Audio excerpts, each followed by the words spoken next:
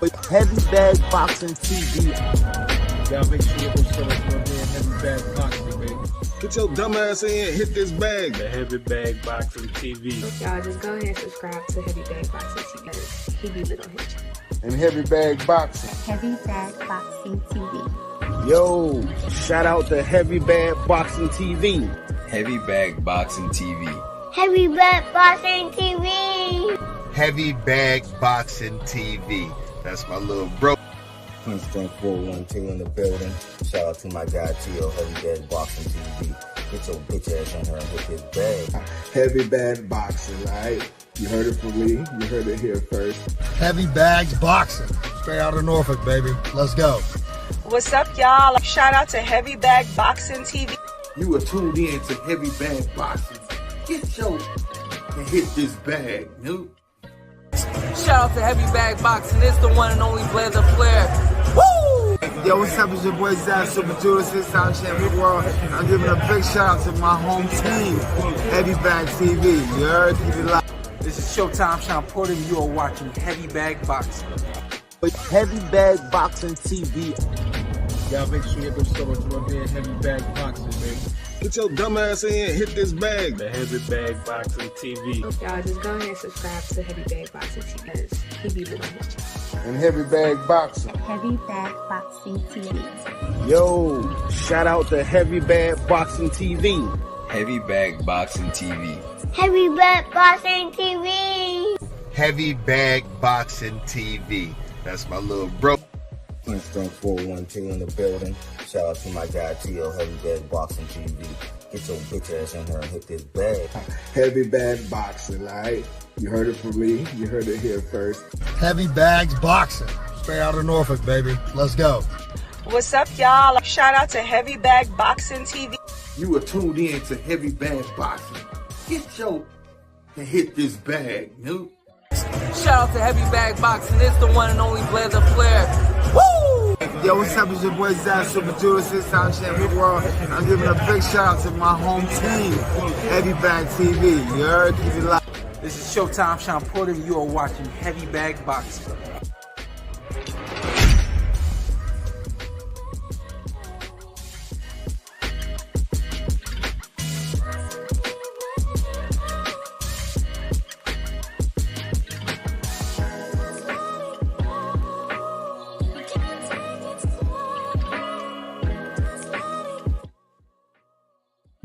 You too.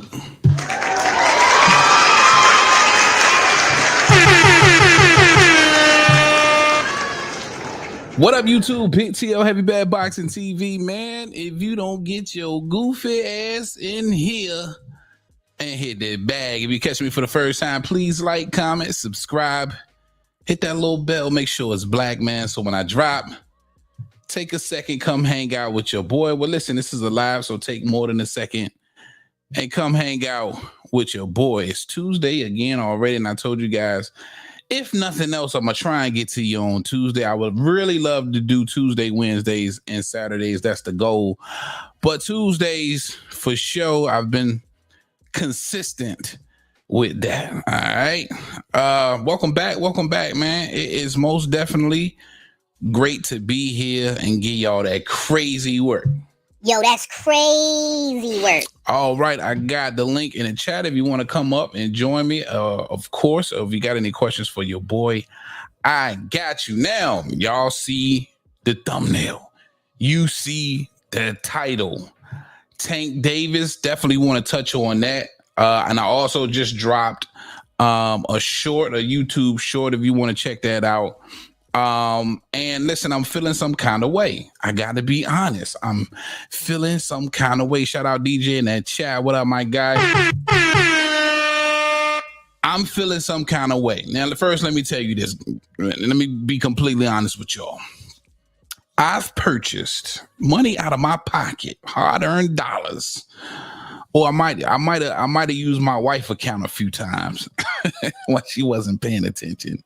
But I've purchased every single Gervonta Tank Davis card he's been a part of, not just the ones that he's headlined, right? Not just those.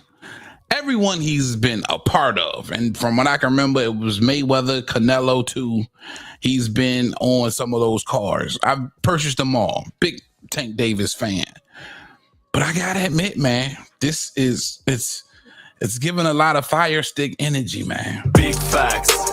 This is giving Stream East hit list energy, man. Big facts. This is giving what the hell we doing, Tank? Big facts. I'm not so sure that I can support this one, y'all. Not from a financial or monetary position. Listen, and don't get me wrong, I understand it. This may very well be a DMV thing, right?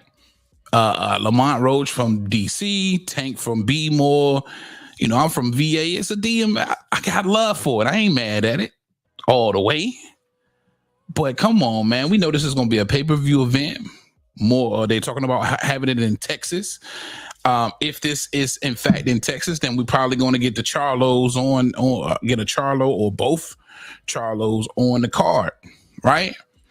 But come on, man. This is a featherweight, a super featherweight who has a title. I seen somebody say he didn't have a title. That's crazy. We seen him defend that title on Pro Box TV just a couple months ago. And me and my gang, we actually covered that fight and got a lot of love for Lamont Roach. You know what I mean? 130 pound champ. Did a great job. Looked great against McQuarrie. I thought he did awesome. But Tank Davis is a different monster, man. And listen, I can only give you opinion. I'm giving you guys opinions. That's it. This is my opinion. But I don't want to see Tank pull nobody up. No. The IQ that Tank has, and you couple that with the power that Tank has, it's unfair for anybody at featherweight. I don't care who it is. I don't. We're talking about Lamont Roach, who lost to Jamel Herring. Shout out to Marine Jamel Herring. That was a great fight. Lamont did his thing, nonetheless. But he got dropped with a southpaw right hand. What do you think Tank's got for him? This knockout of Lamont Roach is going to be diabolical. Now that's diabolical. Facts. Big facts. Big facts. It's going to be nasty work. Crazy work. I'm telling y'all. And I can't financially support it, man. I'm sorry. Also, if you're in here, make sure you smash that like button for me, man. If you want to get in the chat, if you are not a subscriber, make sure you subscribe, man. And that way you can write in the chat. And I promise you, I'll try and get to it. Shout out my guy DJ in the chat. He said, "Heavy salute. I'm expecting answers to my Tank questions." Hey, you might have to give me them Tank questions again, just so you can refresh my memory, because we did speak about it briefly a couple days ago. But I just don't think, and I want to see Tank in a 50-50 fight. If you're going to bring up anybody, it's got to be a pound-for-pound fighter for me, right? It's got to be anyway. Tank would weighed in at 131 versus Frank Martin, so we know he's capable of making 130 pounds, right? Anyway has fought now as high as 122, right? So you got 26 and 30. I think that fight can happen. That's the only fight, a pound-for-pound fighter, that I would like to see Tank bring up. Other than that, I just don't believe nobody has shown that type of skill set, that type of power, that type of ability to rock with Tank at all. And I just think he's seriously going to hurt these smaller fighters, right? Roach has been around for a while. Shout out my guy DJ popping on in. What's up, my brother?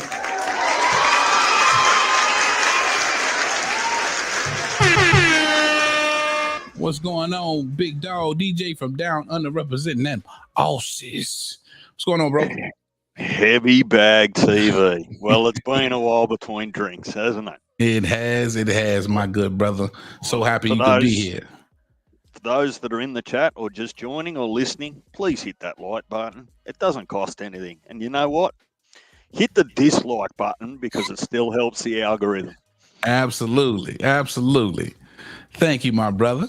Now, we did speak briefly, I want to say it was just the other day, about this specific topic. And now you hear me ranting about why more than likely I won't be purchasing this particular Tank Davis card. You had some questions about Tank or this Tank situation, right, DJ? Well, there's a couple of things that go with this, and I think that probably what's forefront in my mind is the negotiations. And I didn't need to hear it or see it. Let's not go down that rabbit hole. But when we start to see how fickle some of the negotiations were between Boots and Norman Jr., now, we're not in either camp, so how much of that was real and not real? But I'm wondering where Tank's such a big draw. Two things. We know that Tank's an excellent fighter, great IQ, got plenty of power, like he's legit, right? The issue that we've got is, why aren't you finding the people that look to be the biggest challenge? Now, absolutely. For those people that may be the biggest challenge, right? Whether it's a Shakur, whether it's a Loma, throw any of those names around, they've got a fan base as well, all right? Now, when both parties sit down at the table and begin negotiations, I don't like the word contract, because contracts don't happen until signatures are ready. You've finished negotiations. So you sit down at negotiations and you go, well, how are we going to divvy up this bag, right? And I'm just going to use round figures. If Tank brings 1 million eyes, combined eyes, tickets, pay-per-views to his fights on his own, right, and an equivalent Shakur or an equivalent Haney, Loma, what have you, brings 400,000 eyes combined, right? My math says that that's a 60-40 split. Now, if Tank's team are saying, no, we're bringing all the eyes, so we want the split to be 70-30 or 80-20, how much of that do you think is realistic? And then on top of that, we know that promoters protect their fighters, right? Promoters, let's not get into names, but we know that they want to keep the belts. Absolutely. So they might not want to throw their fighter in there with Tank. So if Tank, in a hypothetical situation, is touching base with a top rank, is touching base with a Matchroom, is touching base with a Golden Boy, talking to Al Heyman, talking to Mayweather, look, I want the biggest fights. When those negotiations start, how realistic is it for us as viewers and fans to go, well, if Shakur comes to the table and says, I want 50-50, then that fight just stops right there and then. Yeah. Because we don't see what happens behind closed door. What we see is the end result. Shakur's calling out Tank. Devin's called out Tank. Keyshawn's calling out Tank now. But because we don't want to see and we don't know what happens behind closed doors, how many of those fights have actually been tabled but just haven't progressed because negotiations are going to shit in the first 5 minutes? Now that's hard. That's hard to say because, like you said, we ain't in those rooms. We don't know.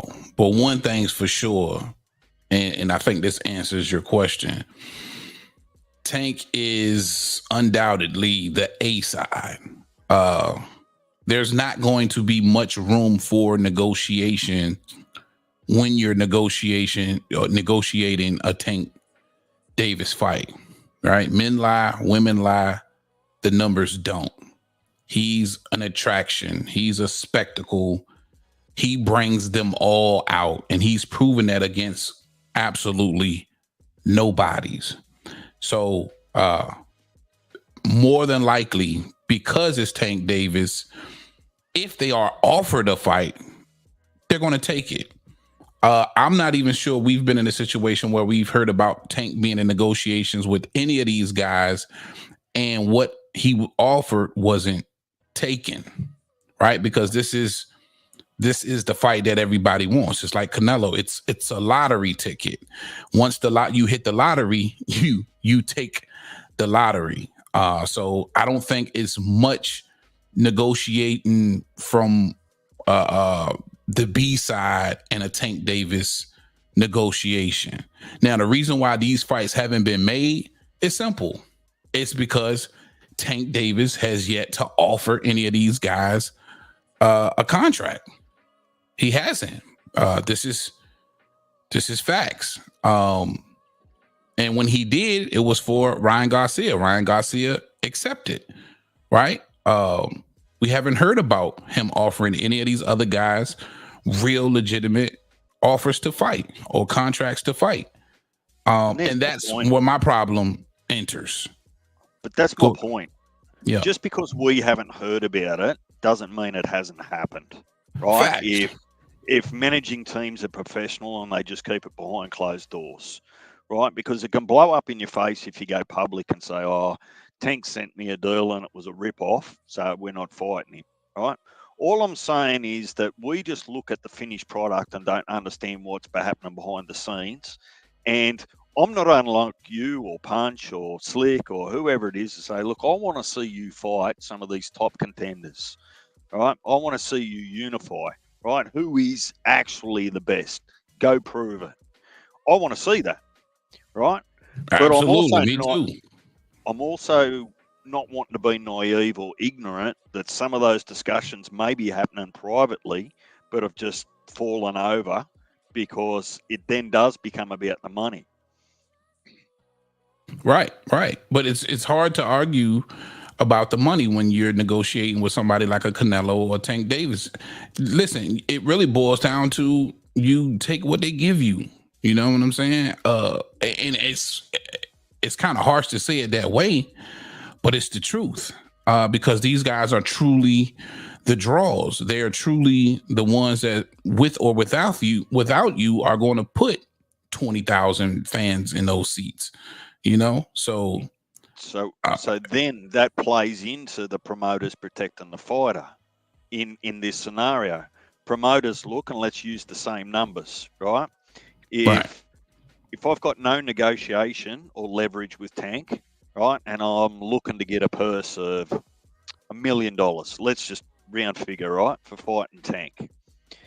There's an even to high risk that I might get an L on my record, lose my title, whatever that is, particularly if I'm an undefeated. But if I fight in parallel to Tank, I can be the A side with someone else and get 1.5, and I can do it multiple times, perhaps without the risk, if I put my promoter's cap on. Yeah. So, I mean, that's a way to maneuver. Well, are we not maybe seeing it with Shakur? Are we not maybe seeing it with Aloma? I'm just saying that. No, because you know point, when Tank just decided to go after Loma, all right, to send them guys an offer and start negotiations, he made it very clear that he wasn't in a negotiating mood, or at least that's what his team said. Right, so throw that out of the window. And I don't believe, because Shakur likes to talk. He's Twitter sent for a reason. Had Tank Davis team sent him any kind of offer, I really think we would know about it. I would think that he would, you know, he might have put that out there. Like, oh, well, they offered me this and I want this type of deal. Like, sort of like he did with Devin Haney. Yeah, maybe now, but I wouldn't imagine that he would have been too quick to run his mouth while he was still with Bob Arum. Bob would have hushed him up if there was negotiations going on. But look, I guess all I'm trying to do is I'm just trying to say, well, don't just think the only facts are the ones that you hear about and all you see is that Tank's picking tomato cans, right? Absolutely, and I agree with you wholeheartedly. I do. That's the reality of what you see on paper once the fight's made. And I'm not going to buy this fight unless the undercard's awesome, right? Because you do get sick of it. Same for Canelo. I didn't buy his last fight, and I probably won't buy his next one if it's not worth watching. You know, so it's got to be a package deal for me. Yeah, it's got to be a hell of an undercard for me to really consider this. I'm hearing David Benavidez is going to be on. You know, that's one of my favorites, but he's not fighting who I think he should be fighting next as well. So they making it difficult. But this is one thing I don't want you to overlook, DJ, and I definitely need for you to understand this. Tank Davis, fighters, there's only a few that's in this position right now, really 3, if you want to count AJ, maybe a Tyson Fury. You got a Tank Davis and the Canelo. These guys get to fight whomever they want. That's the bottom line. Understand that, but sometimes. So if he's not entertaining or negotiating or talking to specific fighters and it's not made public, then this is somebody that he just doesn't want to fight, right? Or as of right now, or not considering at this moment. And that's the problem for me. Real quick, DJ, let me shout out the chat. Mark Wynn, Adam, Hurley, GMT Sports, Punch. I'm sorry I missed your show, man. I'm gonna get the next one. I did not see the notifications, man. I kind of just popped in, man, trying to stay to my Tuesdays at 9:30 slot. If you in here, make sure you smash that like button too. Furman Garrick, it's good to see you, man. Not sure where you come from or where you been, but thanks for being here. He said all peoples need to do. Don't support the fight. Make it to be a disaster at the box offices. Remember, money talk, bullshit walk. Facts. Big facts, my brother. Big facts. You are absolutely right. And that's the only thing that I'm saying. And I know some people may be disappointed in the fact that I'm publicly saying that I'm not going to purchase this fight. But it's gotten to, and listen, don't disregard the fact that I'm telling you, there hasn't been one pay-per-view card that Tank's been on that I haven't purchased. This will be the very first one. Now, you talking about going back, what, 8 years now, man? Maybe 7 years? How long Tank's been on these pay-per-view undercards, right? And then headlining his own. It's been years, bro. And you can't sit here and tell me that you're going to pull up Lamont Roach from featherweight and make that a main event, and I'm supposed to be excited about it.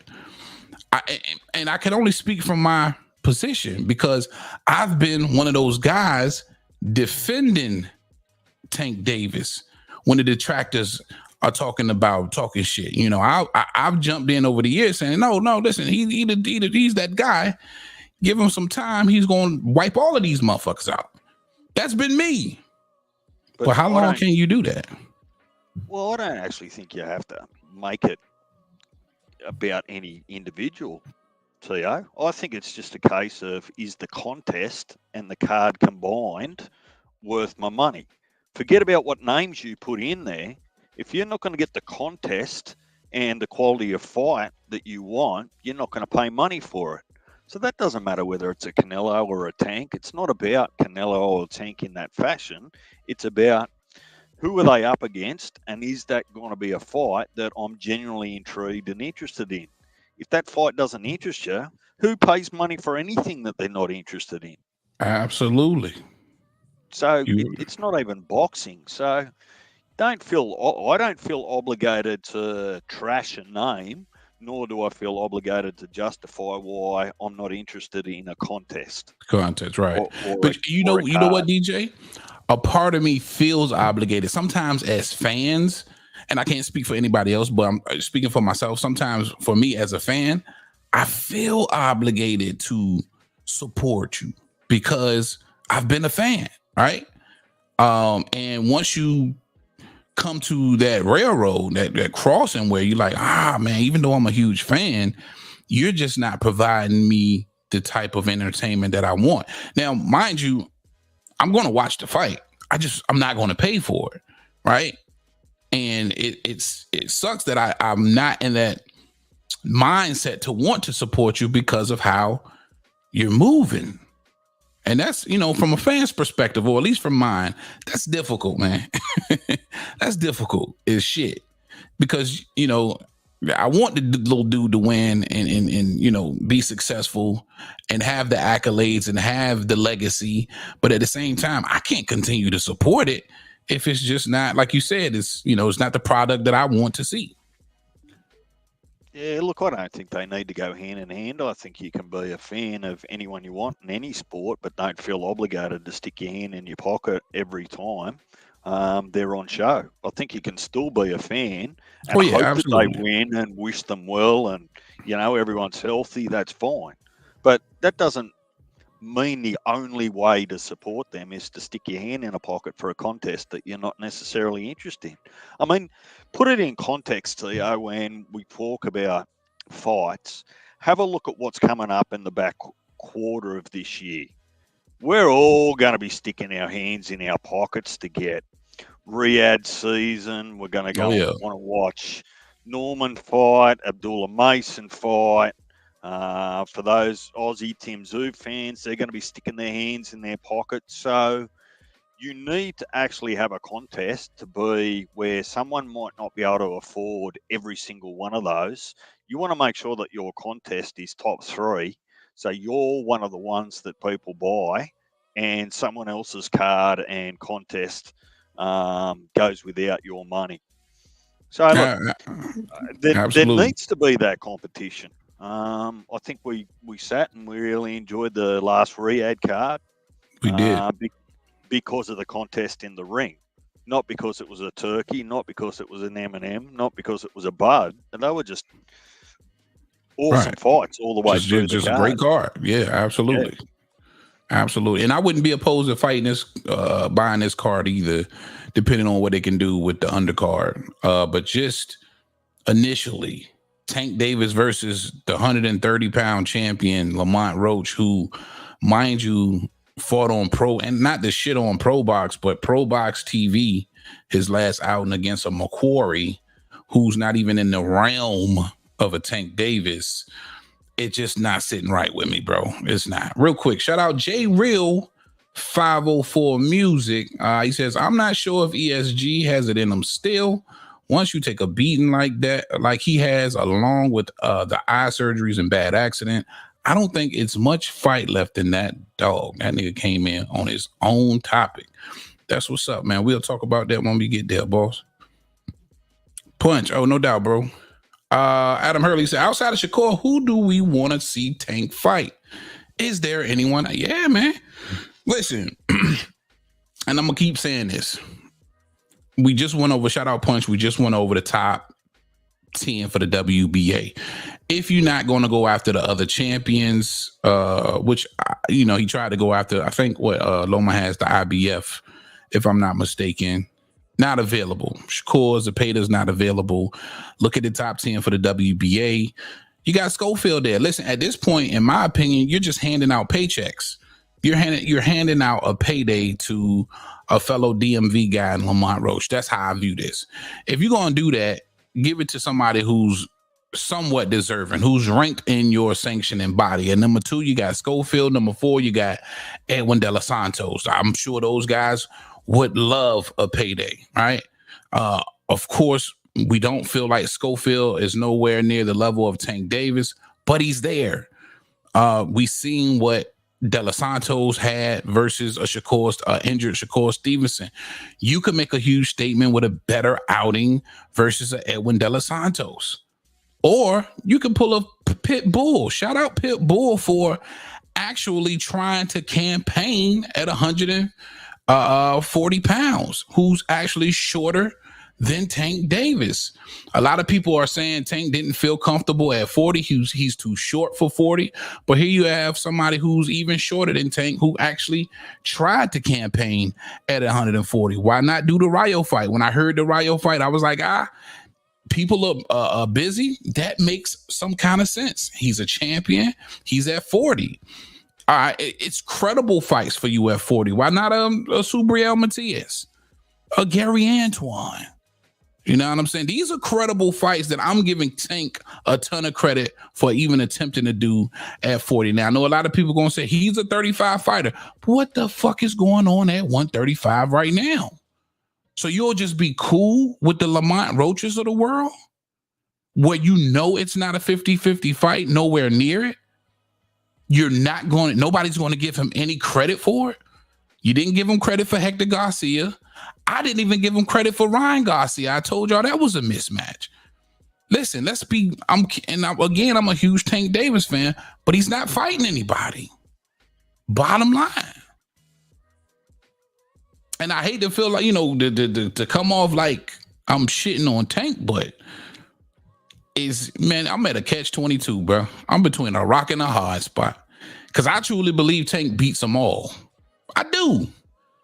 If the fight happens with Devin, I'm picking Tank. If the fight happens with Shakur, I'm picking Tank. The fight happens with Zepeda, I'm picking Tank. If the fight happens with Loma, I'm picking Tank.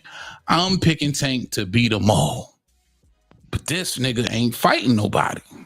Bottom line. What the hell? Lamont Roach ain't been on nobody's radar. At least give me somebody that's been on somebody's radar. Or at least give me somebody where you saying, oh, Tank stepping up, or Tank, this might be tough. This dude's bigger, stronger. You know what I'm saying? This something. Come on, man. Most people view the Frank Martin fight as a tune-up. If the Frank Martin fight was a tune-up, what the fuck is this? Champion or no champion? I don't care. I think you've got an obligation to actually just fight the contenders regardless of their name. If they've found a way into 1, 2, 3, 4, 5 in the rankings, they're next up. So you fight them and let the actual division and the sanctioning body progress. Because otherwise, when you're sitting at the top and you're just cherry picking, those people that aren't ever going to be elite never get found out. They just sit in the rankings, marking time and treading water. If they don't deserve to be there, they need to be beaten and they go back to the bottom of the pile. Absolutely. And then let the new talent come through. So absolutely. It's a chain reaction. You start playing games at the top, everything below you just stops. It comes to a grinding halt and people just look at each other for 3-4 years. And then you get people that aren't fighting, trying to be relevant. And then they're going on social media and calling everyone out. Yeah. And it just... If you're undecided about who's available, just fight the next available. Exactly. Big facts. Big fucking facts, DJ. And that's why I say a lot of people will probably give Tank shit for a Floyd Schofield, but he's number 2. He's sitting there at number 2. Go ahead and pop that bubble. If you need another tune-up or you just trying to stay busy with somebody in your own damn division that's ranked top 5 in your own damn sanctioning body. That's all I'm saying. I'm never mad when those fighters do that. Now, if you're continuously avoiding a champion and the opportunity to unify is there, then that's a different story. But if you look at what Tank is right now, the opportunity to unify right now just ain't there. These guys are busy or they just completely duck like Loma. Well, what's the next best thing? To me, the next best thing is continuously chipping that legacy, going to 40. You know what I'm saying? All of the greats did it, bro. You know what I mean? You go after something, it might not even be the top guys at 40, but some stiff competition at 40 goes a long way to credibility, in my opinion. But to look back, if you're somebody like Tank Davis and take a step, or listen, I wouldn't even have been too mad if he was saying, hey, I'm going to 130 to fight Lamont Roach for his WBA scrap or whatever he's got down there. I think it's a WBA. I'd be more inclined or more excited about that than to bring him up to 35 and destroy him like he's about to destroy him. Shout out Casino Perez in the chat. He says, I'm not mad at him. Like you said, he's basically putting his mans on. Yeah, he's looking out for a DMV guy at the end of the day.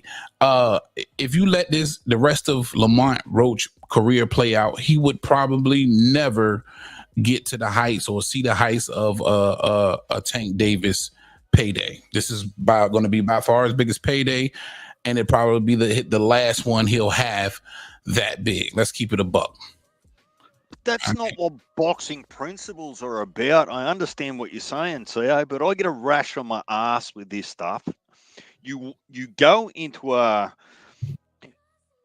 decades long, almost century long of history in a sport. The sport is about contenders building them up. You beat someone, you keep climbing the ladder, and then you're supposed to fight the best to be titled the best in your division, right?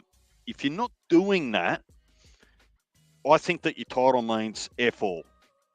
It's just irrelevant because you're not proving it and you're not continually to prove it. It's not about looking after your friends. Let them work their ass off to get their opportunity just like you did, right? Yeah. And if that means that you've got to come together in a ring at a later date, we'll say be it, right? But you can't be gifting people an opportunity where it's no real contest for you and you're just undermining the whole sport by just cherry picking. Oh yeah, this is exactly what this is. So, and this isn't just a tank. This is no different to Champion in Recess.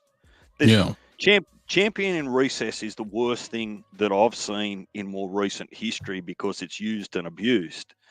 It is actually no better or worse than a title holder not fighting their mandatories and not fighting the next available top-ranked fighter in their division. If you've got work in your division, don't go division shopping. Don't go looking to buy someone below you or buy someone above you. Finish the work in your division or leave the division and go campaign at another one full time. And see all of that you just mentioned, man. I'm cool with all of that, and that's where the issue lies for me, bro. That's where the issue lies for me. And at some point, you just kind of get over it, man. You really do. Real quick, he says, shout out Adam Hurley. He says, I like Tank versus Matias. That's a good one. Yeah, listen, why not? You know, you want a big fight? Tiaz is from the island. That's all of Puerto Rico. You know, they would be thrilled to see Matias versus Tank Davis. That's going to do numbers. I like it. Even and y'all might get some pushback on this one, but y'all know who Ismael Barroso is, right? It's the guy they cheated in the Rolly fight that almost knocked Rolly ass out. He beat O'Hara Davies. He's been cheated out of that WBA slot at 140. Older fella. If you want to give somebody a payday, give him a payday. He deserves it. That motherfucker come to fight. You know, it's just a lot of talent. Gary Antoine just took his first L to Puyo. I think he was 17-0, 17 knockouts. He was one of those guys, the only undefeated with all 100% KO ratio. You know what I mean? It's some fights out there Tank could take that we would just be so willing to give him a ton of credit for, in my opinion, man. Casino Life Prayers, he says there are no 50-50 fights for Tank at 35. Bottom line, it's not. In my opinion, it's not. Now, listen, even with Loma being a little bit longer in the tooth, that would still give me about the closest to 50-50 as you could get. Because I still believe Loma, if he has the night of his life, could potentially outbox Tank and survive as well, right? We've seen Tank get down on the scorecards in several fights, and he had that equalizer that kind of bailed him out, right? If he were to allow somebody like Lomachenko to put away some of those early rounds, he could potentially survive and use his footwork to survive and maybe get a decision. So I would give that one to be maybe the closest 50-50 out there. Him and Shakur, you know, outside of that, no, I agree with you. I would really love to see that De Los Santos fight, though. Somebody with some power, enough power, I believe, to have Tank's respect, sort of like he respected Ryan Garcia's power. All right, okay, let me bring my man Prez up. Casino Life Prez. Real quick, Casino Life Prez, what's good, my brother? What's going on, man? Good, my brother. Glad that you can join us, man. What's your name, brother? My name. What's your name? Where you from?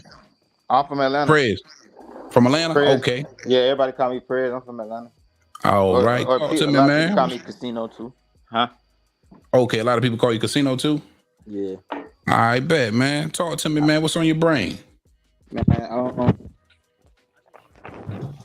introduce myself. I've been listening to you for a while, man. Like, I ain't gonna lie, I like your channel. You know what I'm saying? Oh, man, I appreciate that love, brother. Thank you for the support. Yes, sir. I'm gonna turn my camera off, though. I just wanted you to see who I was. But, okay. Yeah, you can turn it off. But I I agree to a certain extent. Like I do believe there are other people that Tank could have fought that would have been better fights, but like I don't know, man.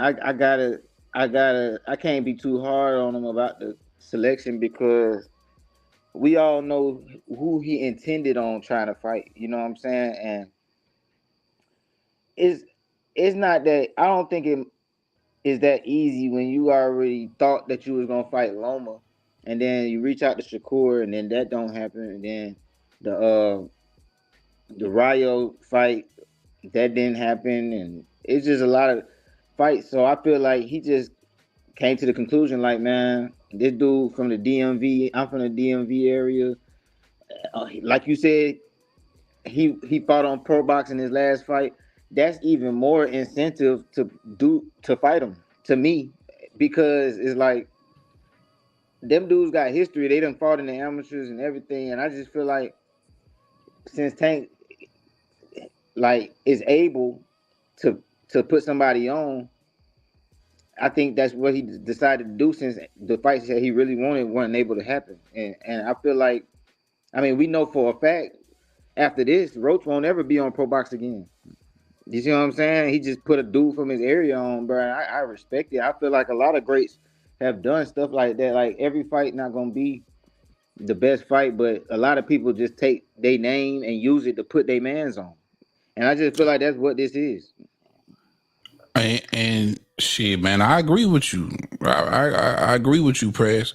But I think that the only thing is a lot of people feel like Tank ain't been fighting nobody, period, anyway.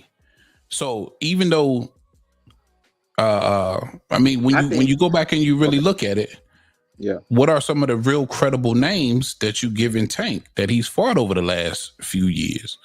Right? I mean, see, I got a whole different viewpoint of the whole situation. I love his resume.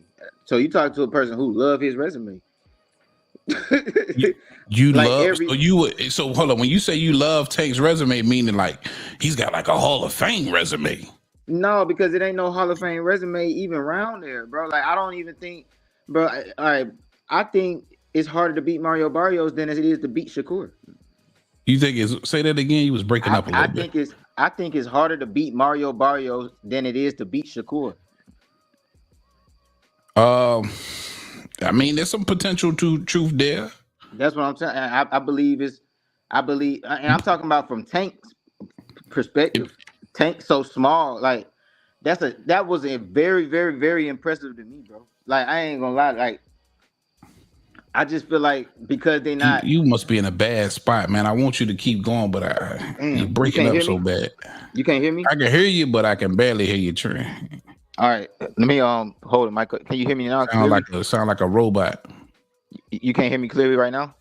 Nah, it still sound like a robot. Damn, I'm gonna call you back, bro. I want to jump right back on. Huh? Yeah, jump back on. I got you. Jump right back on. All right, that's a bit. All right. And man, just while he's doing that, Heavy, I was interested in one of the points that and when he does come back, I want to hear him out. But I actually don't mind if it's a one-off, to your point. If he goes to help out the DMV to give someone to help him a name, I actually don't mind that out of the whole thing. But when you're doing it in conjunction and parallel with probably what you and I agree is probably not the best challenges there is out there on the market, it doesn't look great. Now, it'd also be fair to say that Tank's probably under some contractual obligation, whether it's with Prime, whether it's with Mayweather Promotions or PBC, that he's got to fight so many times a year. There'll be some sort of broadcasting contract he's got to uphold. Hold on, DJ, because I don't know if that's me too, because you kind of sound muffled or distorted as well. Hold on. Let me see. All right, Perez, can you? I can hear you. You can hear me? Y'all hear me nice and clear? Yeah, I hear you clear, yeah. I can hear everyone fine. Okay, so it sounds a little distorted on my end. Maybe I'm tripping. Sure. All right, go ahead, Perez. I wanted you to finish your thought. about the Mario Barrios fight, right? All right, so I believe I don't think all right, put it like this. I give him way more credit for that Mario Barrios fight than a lot of people do. You see what I'm saying? Yeah. And I'm not a person who thinks somebody's just that good because they got a lot of promotion behind them. That's what I feel like it is. And also I don't like, all right, so you know people used to complain that he don't fight nobody who's black. But he's fighting 2 black fighters in a row. But they not on the caliber of the Mexican fighters that he was fighting. Like I don't think Frank Martin could beat Mario Barrios. I don't think Lamont Rose can beat Mario Barrios. I don't think Shakur can beat Mario Barrios. That's just me. You know what I'm saying? Like, yeah. So I respect his resume a lot. You know what I'm saying? Especially with his size, how he did Mario Barrios, and like to me, that's like his best win. You know what I'm saying? Yeah, and I was glad that you brought it up because that was the last like really credible fight that I felt like, okay, I like this Tank Davis that's, in my opinion, going up to 40 fighting somebody like a Barrios, who even at the time was a champion, secondary champion, but somewhat of a champion and a really good fighter. And I want to say at the time he was undefeated. Yeah, so that was that's the Tank that I'm looking for, right? Or even dropping down to 30 and going and getting in there, mixing it up with Leo. The 2 best fights from Tank in the past, God knows how many. But I mean, I know Ryan say a lot of crazy shit, bro, but I got a lot of respect for Ryan. I was probably the only person that I know of who was rooting. I wasn't even just rooting for Ryan. I knew that Devin Haney ain't have a chance. You know what I'm saying? I knew he didn't have a chance. Like a lot of these dudes are hyped to me. You know what I'm saying? I feel like Tank been fighting the real fights. That's how I feel, bro. Them dudes is good. That's really how I feel. Ryan Garcia is good, bro. He don't take boxing seriously, but bro, when he fought Oscar Duarte, that was good. When he fought Javier Fortuna, that was good. That was good. I don't look at Ryan like he trash. I look at really Ryan probably not Mario Barrios, huh? I don't look at Ryan like he complete trash neither. If you go back on my channel leading up to that fight, I was saying the same thing over and over again. Even though Ryan is decent, he was nowhere near no Tank Davis. So I couldn't give Tank a lot of credit for that win. I didn't. Well, look at this. This is how I look at it. Bro, there's nobody from 130 to 140 that's a 50-50 fight for Tank, to me. There's nobody. So I can't really, like, it's like, I mean, the hardest fight that I see for Tank is maybe Tio. Maybe Tio. It may be. Yeah, I'm about to say, when you look at Tio, you got to say, hey, I look at Tio. That's the only one. But that's a tough fight. Yeah, you don't think a Gary Antoine fight would be tough for Tank? Nah. You know who really. Gary Antoine is, right? Yeah, I know Gary Antoine wrestler, but I don't think so that's a walk in the park for Tank. No, not a walk in the park, but it ain't 50-50. Well, yeah, we ain't got to call it 50-50, but that's a tough fight. And then it's like he just got outboxed, bro. And I look at Tank like, well, Styles make fights though. Puyol's a rangy, taller fighter. That might be. Yeah, that's a tough fight. Subriel Matias for Tank. That's a tough fight. We talking about that's a tough fight. Some cats that's in there that could potentially take some of the shots that Tank is throwing, right? And then also deliver some shots that might, make Tank feel them. Yeah, but I just look at it like this ain't Tank's last fight. That's how I look at it. And I'm not saying you should feel. I agree with you, like about not wanting to pay for him fighting Lamont Rose. I think that should be a free fight. I think it would be a free fight if he had the power to make it be a free fight. But right, I think Tank has to be on pay-per-view. I think that's what it is, and that's why it took so long for them to fight. Oh yeah, he's a flagship fighter. He's got to be for sure. Yeah, but I think it's a part of his agreement. I think I believe it might be a part of his agreement with Prime. You know what I'm saying? It got to be on pay-per-view. Like I really believe that he was gonna fight. I mean, he was gonna fight Loma. I mean, I really believe he got a list that he want to fight, but they don't want to fight. And he's at 135, you know, and it's like, I don't think it's that fair. Like, I would love to see him go to 140, but I can't force. I don't think it's right to force the man to go to 140. It's not like he's struggling to make weight. And but nobody's forcing him. But when you look at the past, when you look at previous fighters that went down as the greats, when there was no longer any real competition around them, that's what they did. You know, they went and found good competition at a higher weight class. And that's all I'm saying about Tank. And I think we both can agree he's probably got the kind of power that goes all the way up to probably 54. You know, so are you giving him a really good shot at beating a lot of these 40 guys? Hell yeah. Yeah. In my opinion, so why not? I think if, all right, put it like this. A lot of them fighters, these fighters know they're gonna get knocked out. I'm just gonna be 100% honest. You know what I'm saying? That's the reason he's not fighting Loma. That's the reason he's not fighting Shakur in November. That's the reason they know they don't want it. All right, put it like this. It's gonna be kind of hard for Tank to get the guys that been talking shit, because that's really all that we really want. Like, the people I really hear people saying they really want to see him fight are the people who've been talking shit, but they've been talking shit, so much shit for so long. Now that he's calling their phone, they don't want what happened. They don't want what happened to Devin Haney to happen to them. You see what I'm saying? Like, they've made themselves the bad guy, and now they're finna get exposed. They know they can't beat him. That's what I believe. That's why he's not fighting the people that he called out. Like, he was supposed to fight Loma. He tried it. They called Shakur. It's confirmed that they actually contacted him. And people could try to paint the picture like he didn't send the offer. But bro, that was quick. Bro, Shakur was busy. He made himself busy very fast. You see what I'm saying? Like, he did not want to fight Tank. He don't believe he's ready. To back Shakur just a little bit, he didn't jump into that Zepeda fight fast as hell. He went without a fight for a little minute, waiting on Tank. This is what happened, right? I'm gonna tell you the timeline, right? Remember, he was supposed to fight Loma, and it was a day before Loma pulled out the fight. Coach Kenny Ellis and Shakur was on somebody's channel, I think maybe Mill City or something. They was on there, they was talking, and Shakur was like, man, tell Loma to drop out the fight, I'll step in. The next day,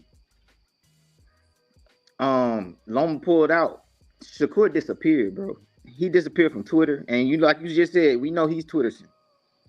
He disappeared from Twitter.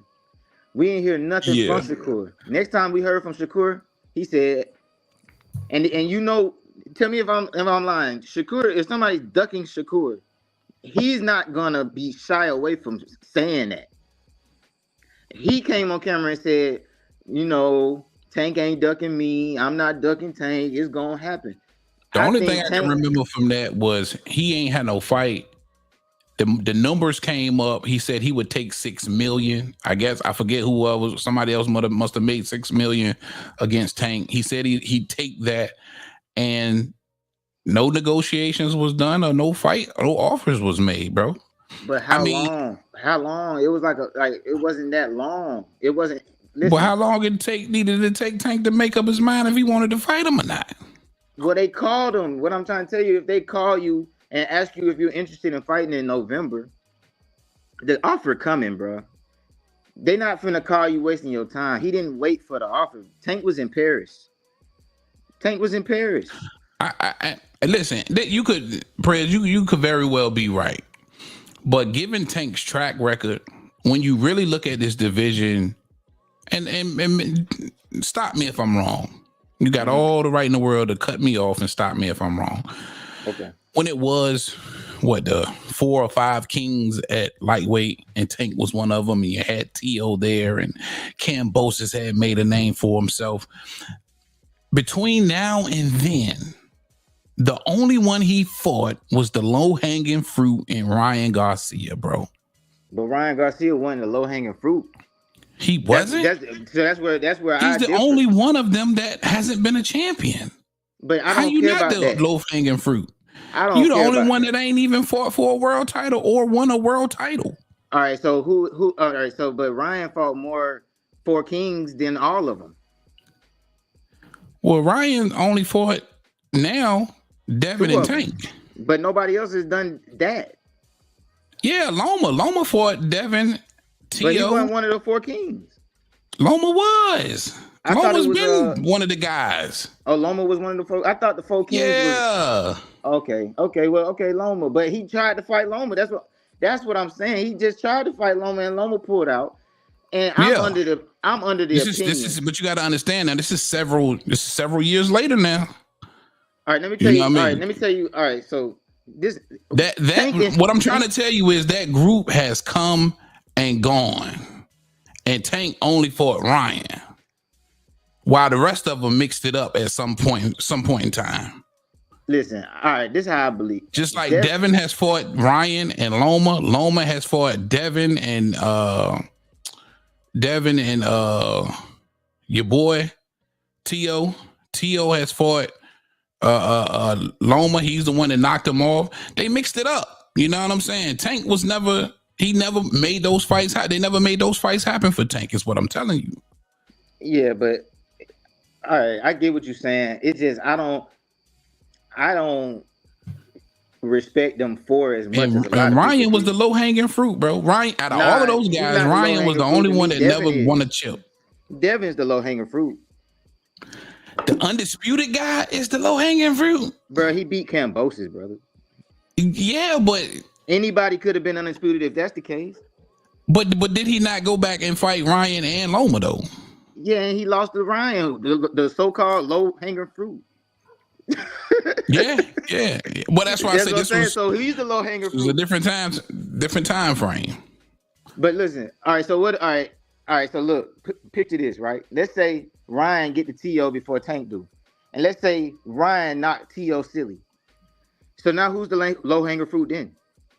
If Ryan beats TO, yeah, Devin's the low hanger fruit then.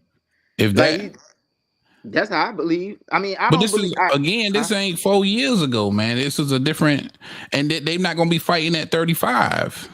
But what I'm trying to say, what I'm trying to say is that whole group at 35 has come and gone. You understand what I'm saying? It's a new day. It's a brand new day. These niggas is not even 35 no more. Right. You know what I mean? That ship, Tank missed that ship to mix it up with those guys when they were there. Okay, I can. You understand what I'm saying? I feel what you're saying, but I see we got a little two different perspectives. Like, all right, so the whole time that everybody been wanting him to fight that, I was being entertained by who he was fighting. I like those fights. Like I like the pit bull fight. I think I would rather, but no matter what. Yeah, the pit bull fight wasn't even supposed to happen. He stepped in for Rolly. Well, no, it wasn't. But I would rather watch him fight Pitbull in a rematch than fight like somebody like. But you ain't know that at the time, though. Come on, Prez. You ain't know who the hell. Well, most people didn't even know who the hell Pitbull was when he stepped in the ring with. But he was he was a late ass replacement. Okay, that's fair. But basically, what I'm saying is, I think out of the Four Kings, Ryan is debatable, but I think Ryan is like the one right behind Tank or Tio. It's either Ryan or Tio. I mean, I understand the belts, but I think Ryan could have beat Josh Taylor. I really believe that. Ryan just don't care. That's why he's not a champion. He don't care. He's not disciplined, and he didn't train at all for the fight, and still look what he did to Devin. That's dangerous. I mean, we can all say he popped, but I think we all know that shit ain't got nothing to do with nothing. That was some tainted supplement or some shit like that. Like Ryan is he started off everybody. He was the joke, but I'm looking at like Ryan. He's damn near the one on some shit, like on some shit, bro. Because look, bro, look what he just did to the one that they said was the one. Hold on, let me bring my nigga Punch on. What up, Punch? Appreciate you coming through, my guy. Punch drunk 412. Timmy's the best. What's going on, my guy? What's going on, Heavy? What's Man, up, you Casino? just in time. What's going on with you, man? Casino. Just join this Tank Davis. Did I argument. just hear you say you Tank's resume is good, bro? All right, hold up. Yeah. Listen, my nigga. I did. All right. Frank Martin, Ryan Garcia, Hector Garcia, and Rolly Romero. Come on, man. Bro, you didn't even mention Mario Barrios. I'm talking about his last 4 competitors. Okay, I mean, all right, so look. And now Lamont Rolly, Roach, we know why a he's pro fighting boxer. Rolly. No, but listen, all right, so I'm not finna. All right, when Floyd Mayweather had control of him, I don't really blame him for all that shit. He was forced to fight Rolly. I don't blame him for that shit. And since he been free, he been doing exactly what he said he was gonna do. So that's all I can judge the man off. Like, the man ain't lying. He tried to fight Loma ducked. He tried to fight Shakur. In my opinion, Shakur ducked. He got the hell on. Because this is the reason I say Shakur ducked. With them last two performances, Shakur can't fight Tank because that's career suicide. It would have been career suicide. He know he can't win the fight. A lot of these dudes be smarter than y'all be thinking, bro. Like, these dudes be knowing who, like, whatever profession you do, you know, you might not ever say it, but you know who better than you. You know who better than you. Shakur can't have them 2 type of performance and then go in there with Tank and get knocked the fuck out. That would have been the end of his career. He don't feel like ending his career right now. I don't know, man. I think he was so sure that Loma fight probably was going to take place, and he had already started negotiations on the Zepeda fight, and that could have very well, happened. But the Zepeda fight, listen, I heard what Zepeda coach said. They said Shakur, they wanted to fight Shakur in December, but Shakur was November. They wanted to fight him in November. That was the only discrepancy, and Shakur didn't want to wait 1 month, so he fought Joe Cordina. So I don't want to hear about Zepeda for real, because that's not who was on the ticket for him to fight next. He was going to fight Joe Cordina. All right, because he knows he needed to look good. He might lose that fight to Zepeda. He might lose that. So out of all the competition down there at 130, Lamont Roach was the best choice. No, I didn't say he was the best choice. I'm saying he was trying to put his mans on, and I ain't mad at him because he satisfied me this whole time. But that's just me. That's me. Saying he can't find an opponent at 35, so you pick Lamont Roach out at 130 out of all the great competition that's down there. Why not Oshaki? Why not Navarrete? Why not Nunez, who's 27-1 with 27 knockouts? Why aren't you fighting somebody that could push you back instead of somebody you're going to cook just like you did Frank Martin? He's going to cook. He's going to get pity-patted for 5 rounds, and he's going to knock this nigga out by the 8th round. Because, listen, the reason I would rather see him fight Navarrete, because Navarrete is one of my favorite fighters. I would love for him to get the opportunity. I love Navarrete.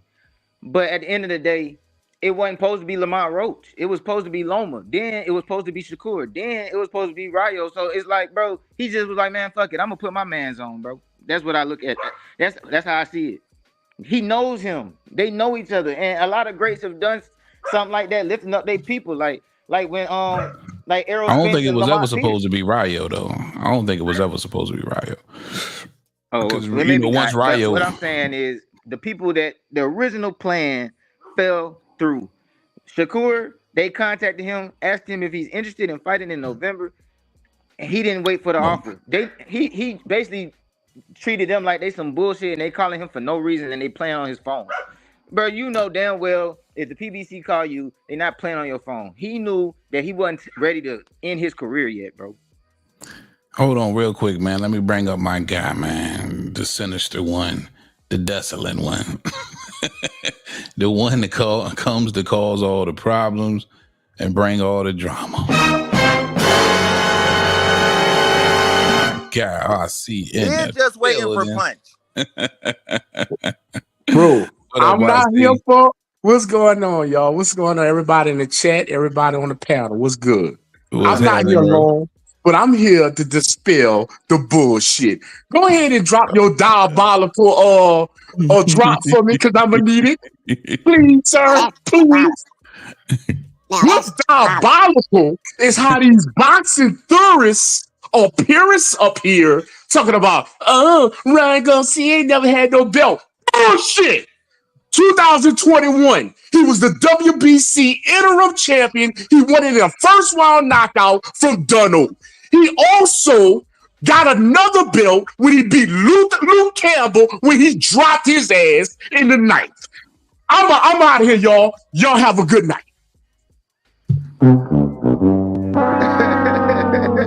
If you don't get the fuck out of here with that regular title bullshit, Ryan Garcia ain't fart on that bullshit. Right. Can I say something about the belts? I want to say something about the belts just so y'all can kind of understand where I'm coming from. All right, when Devin Haney was the undisputed champion at 135, yeah, he gets a certain degree of respect from that. But bro, we know who's the champ, bro. We know who's the champ. It's like the streets know, like people know, the fans know, like nobody. But Tank is the man, bro. The only reason he's not undisputed is because he don't want to be. Like it costs too much, bro. He don't need them. The only reason why he ain't undisputed is because he just ain't fought none of these niggas, which I just don't understand why. That's my thing. I feel like you, and I don't want you to get this twisted. Real quick, let me save my thought. You save yours. Shout out Mark Wynn in the chat. He said, I like Tank versus Pyro, IBF 140. I got the 10-pound hydration clause on it already. Oh, it has the 10-pound hydration clause on it already. That's a far better fight than this bullshit. Facts. Right? And I didn't even mention none of the champions for real outside of Ryo at 40 for Tank. These are all fights that he could entertain, take, and get a ton of credit for, but yet he picked somebody like Lamont Roach. Still, I don't understand. But I don't want you to think that I'm not a huge Tank Davis fan. I came on. No, I know you are. The first thing is, I fuck with Tank. Yeah. And I do believe he could have been undisputed, but you got to actually fight these guys, bro. That's the thing. That's the only part that we missing here is the fact that Tank has had opportunities to fight these niggas while they were there, and it never materialized. And it's still not materializing. And when it doesn't, you, instead of saying, all right, well, let me show the people that, you know what I mean, I'm still pushing for the best, toughest fights. You can't say you feel like Lamont Roach is one of the best, toughest fights. No. It's not. Right. But it's just. You don't think he can't go tap Gary Antoine on the shoulder or Subriel Matias or Liam Pyro or one of these guys at 40 and get a fight? Man, listen, he already had a date. It just got pushed back to December. It was in November. When you talking about some very, very dangerous fights. And I'm not saying he shouldn't fight dangerous fights, but what I'm saying is they was already training for Loma. We keep it. I can't ignore the fact that he was supposed to fight Loma. So when Loma pulled out, they did not expect that. So that's what they was focused on. It takes you got to get prepared for somebody. You got to get prepared to be trying to fight Gary Antoine Russell. That's something that need to already be a plan. Like not a late replace. I mean, it wasn't a late replacement, but it's like, bro, you switching it all the way up. So he, like, I don't know. So he's not the face. You're just saying he's not the face, then, right? To say it. I mean, I ain't got nothing, brother. He's not the face. Who said he was? I didn't never say he was the face. My favorite fighter's the face. Canelo. That's the face. That's the face. Hold on, guys. We got some guys backstage. Let me let me bring the desolate one back. He's back. Shout out my guy, GMT Sports in the building. Slick 50 RC back in the building. See, what up, fellas? You see how you just pulled me back? You just pulled me back. You pulled me back. You only got one dude on this panel talking with sense. Shout out to him. Shout out to him. Shout out to him. Come down to 130. Fight anyway, nigga. Come bring your ass down to 130 and fight anyway. Tank can make 130. What you mean anyway? Fight that 22. You want to make niggas Nah, talking about Gervonta Davis. Nigga ain't got nobody to fight. There's plenty of competition down there better than Lamont Roach. Fight that 22. Hold up, goddammit. One at a Speaking time. of anyway, huh? Hold up, real quick. Prez, if you don't know, this is our Vegas insider RC. He's a huge casual. I'm not an insider. Trust me, they lying. They're lying. Whatever. He's self-proclaimed King Casual. So Yes. he's a huge Tank Davis fan, but it's all about the numbers with him. So make sure you understand that perspective. But I see you was gone, we pulled you back. Go ahead and give your 2 cents. And I'm gonna let Slick get in here. Bruh, you can't discount Ryan's 2 interim WBC 135 belts. You're not gonna do that. I'm not letting you. History won't let you. Box Rec won't let you. Stop. Them is Temu belts, nigga. Bro, the man won them. He was a champion. Them is toy WWE belts, nigga. That don't mean shit. And bruh, and this is another thing. Shout out to the dude in the panel. I'm driving now. I can't really watch the phone. Look at the phone. But shout out to you. You gotta tell them there's nobody left for Tank to fight at 35. Everybody's busy. They keep looking over the obvious points. Hey, check this out though. I'm gonna tell y'all what I really want, because I mean all those other fights is cool, but I don't give it. I respect the hell out of what Tank has done. I don't even think these other dudes would have made it all the way through that schedule that he already had. But I agree. They wouldn't have been undefeated going through that shit. So I respect. I don't rank people super high just because they got a good promoter who behind them, or they went to the Olympics. So now this is the person that they want to focus on. I look at what I see. I'm looking at who I think is the best. I don't want Tank to go to 140, to be honest with you, because I want him to go back down to 130 and fight in a way. To be honest, that's the cherry on top for me. I know he'll beat him, but I know he'll beat all those other people too. But that's the fight to me. In a way versus Tank, that'll be the biggest fight in forever, bro. I want that to happen. I don't want him to go too far from the weight where that can't happen, to be honest with you. But you asking a lot. You asking a lot by that, bro. You know why? Because Inoue is stretching himself right now, getting in 122. He's really a 118 pound.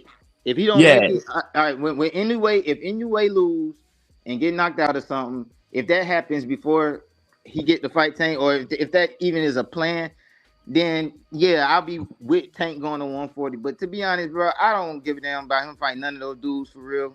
Because them dudes ain't like, they not even that good to me, bro. They basically some big dudes calling out lower weight class dudes to me. I got like, that's the way I think, bro. Like if you're not at 135, you shouldn't even be talking about Tank. So I don't rank them dudes that high, bro. Like I really don't think 140 is stacked full of a bunch of names that you know, but that don't mean that they fire to me. That's just me. I think T.O. is one of the best ones, and I think I got Ryan beating everybody at 140, except maybe like Liam Paro or some shit. Like Liam Paro, I rank him real high too, but I'm not one of those people who just want to like. I don't need Tank to go to 140. Not because I don't believe he can handle it, but it's like, bro, he already in his third weight division. I don't believe he has to do exactly what Manny Pacquiao or Roberto Duran did in order to be great. That's just my opinion. Like I feel like everything he's been doing is great, and these dudes that we talking about, Teofimo, bro, that Teofimo not beat Mario Barrios, motherfucking ain't none of these dudes beating Mario Barrios except maybe Ryan. Except maybe Ryan. That's me. That's just my opinion. Like people look at Ryan like at one. You mean Mario Barrios at 140? Man, a lot of these dudes beat Barrios at 140. I mean, shit. We have to. Barrios good, but these niggas won't there when Barrios was there. Can beat Barrios, bro. I don't know unless he's on his shit. If he fight, but first of all, I think T.O. washes Barrios at 140 to me. Cool. You said T.O.? You don't think T.O. beats Barrios at 40? Bro, that's a 50-50 fight. He would cook Barrios. Yeah, I think he cooks Barrios. I don't know about at 40. Maybe. I don't know. But that's just it was the perfect time, man. To be honest, that Tank and Barrios fight was the perfect time, man. For Tank to slide up there to 40 for the first time and beat Barrios. That was a tough fight. Again, I give him a ton of credit for that fight, but to say that the rest of these niggas is gonna be Barrios gonna beat the rest of them, that's crazy. Up the nigga Nunez, nobody don't say nothing. Who is Nunez? 27-1, 27 knockouts. Fight at 130. 30, yeah. Take a hell of a fight. What? Just because you don't know who he is, don't mean he ain't a credible I like Nunes. Yeah. But that motherfucker he ain't fought nobody, man. Nunes ain't fought nobody. Like and Lamont Rose did. Near. And Floyd Schofield, I say the same thing about Floyd Schofield, Edwin De Los Santos. These niggas ain't fought nobody. But these niggas, but did Frank Martin fight somebody? Did Rolly fight somebody? Did Hector Garcia fight somebody? Man, fuck that, nigga. Get in the ring. I thought you were saying like as far as you can see Nunes beating them. All Frank Martin beat up with that Muhammad Ali looking nigga. That's it. No, he beat up the other dude. Hold up. Are you saying that Nunes beats Tank or he should fight Nunes? No, I said Nunes go at least push Tank back. Oh, okay. Yeah. I ain't saying beat him. I said that's a stiff competitor. That's stiff competition for Tank right there. 100%. We ain't never seen nobody Tank get in the ring with nobody that can match his power. That's all I'm saying, bro. I'd rather I'm gonna be excited. I don't even think it's about. Yeah, that's what I'm saying. Don't say that Rolly Romero matched Tank's power. No, he didn't, nigga. I'd rather see Tank fight Zepeda than any of the 4 kings. Slick, let me let my man 50 get in here. Give me some thoughts, 50. And I think it's all wishy-washy. I just think like, okay, 1 minute is power and 1 minute is skill. You know what I'm saying? I agree with you. This fight trash, right? But then we gotta look at it on the other side too. We need good fighters. Lamont Roach is a good fighter. What if this good fighter get in that ring and do a pit bull on that ass? Right? What kind of bullshit is this? It can happen though, bro. I'm just saying this is boxing, bro. This is boxing. And he finna it ain't knock about no knockout, Lamont. bro. See, this is what I'm saying. Like I watch boxing through a different lens than a lot of people. So like at the end of the day, if Lamont Roach go in there and put a clinic on that boy, even if he would lose, Lamont Roach just became a star in some sense, in some regard. So at the end of the day, I mean, like, it's a trash fight. It's not who I want to see in the fight, but at the same time, I can't. Like, I want to be mad at Tank, but I can't. The man did kind of go down the list of everybody that you could think of a big name to try to fight, and it was always something. You got it. I gotta give him that. He went to Loma was the first setup, right? Shakur actually, whatever happened there. But at the end of the day, the last one, I'm gonna say last was Ryo. Out of Ryo mouth, Ryo said, "Yeah, we talked. They ain't said no thing, but I told him I'm not coming down to 135. Never, I'm not coming back down." So he did try Ryo. So like he tried. It is what it is, bro. I can't expect this man next to go to 147 or whatever. Now, my opinion on keep digging backwards. That's where I kind of got a problem because even after that, man, who else is there down there? At some point, like my man said, you don't want to see him to go to 140. But if you the man and you feel like you that guy, at some point you still got to challenge yourself. After this, who he got? Real quick, Slick, real quick. All the greats did it. When you ran out of competition at your weight class, you challenge you yourself. went up. You got to challenge yourself. But he never ran out of competition yet. He never ran out of competition. Competition ran out of him. Say the same thing. You done ran out of something if you about to fight Lamont Roach. If you about to fight Lamont Roach, you done ran out of something. Bro, Shakur busy, bro. Shakur hurt. He in the hospital. Yeah, Shakur hurt. But check this out, though. But at the end of the day, no, ain't no such thing as Shakur ran out of him. The fights could have been made. How's gonna be been made with? Oh, come on, bro. No, I'm talking. No, he said competition ran out of him. No, hell no. Them fights could have been made. Jack. Oh no. Can I answer that? Can I answer that? Can I answer that? Can I answer that? It could have been made. So you trying to tell me Shakur could have been made and Loma Chico could have been made, right? Right? It's some cross street shit, but he didn't pursue it. They didn't pursue it. Okay, well, let me say this. So. Let's take Loma out of it. Shakur could have been made. You talk about like this year, last year, right? No, I'm talking about back when he hit 135. Like if it was really a thing on 130, they could have got it on. Okay. If two fights would have pursued it and it made sense, that shit could have got on. Now, one time did you hear Tank sound pursuing any of them cats back at 130, 135? You did not hear that.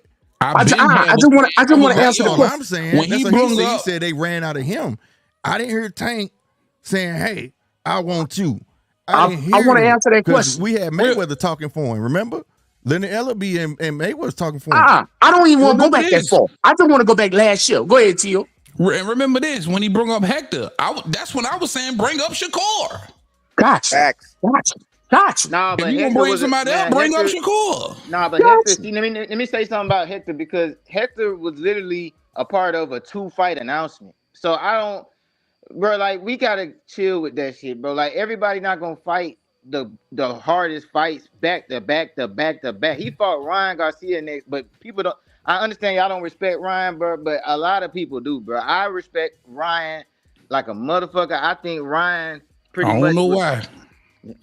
Ryan is the most predictable out of all of them. I just want to answer the question. But I don't respect Ryan the person. He's racist. That's what I was trying to say. I'm not until talking he about said that part. competition ran out of him. You know I don't. You should know I don't respect him as a person. You should know that. I'm talking about in the ring, bro.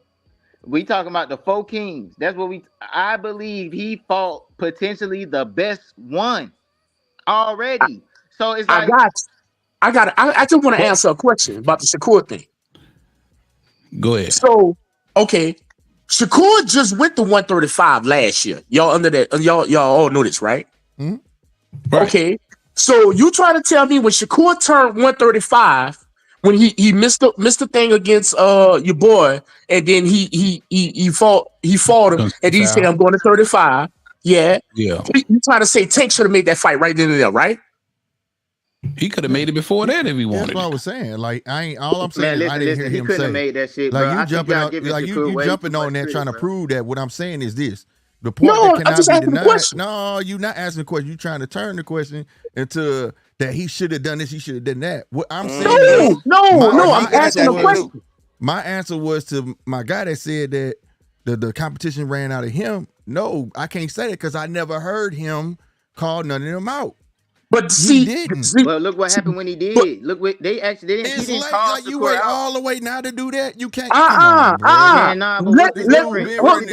on, let me land this plane because he's about to answer his own question. He's about to answer his own question. So when Shakur went to 35, that would have been a perfect time to get that fight underway, or at least start talking about it or anything, right? Or Tank should have called him out or sent him a contract, right? That's what we saying, right? Yeah. Guess what? He was in jail. Yeah, but like I said, you brought it to last year, though. He should have called out Shakur. He should have got Shakur together. He was in jail, bro. He was in jail. Was he at 130? He was in jail at 130? Nope. Hold up. I'm about to answer the question. You're not about to put me in that trick bag. You turned the question into that. I didn't even ask the question. I was just answering it. Like I said, from 130, I stated 130, 135. You might be right at 135, but he's never called them guys out. My man just even said, what about now lately? We ain't talking about like this man had plenty of room. If we want to, if my point of this is this, because y'all drifting on my point. But my point was this, man. The 4 kings could have had a chance to be touched.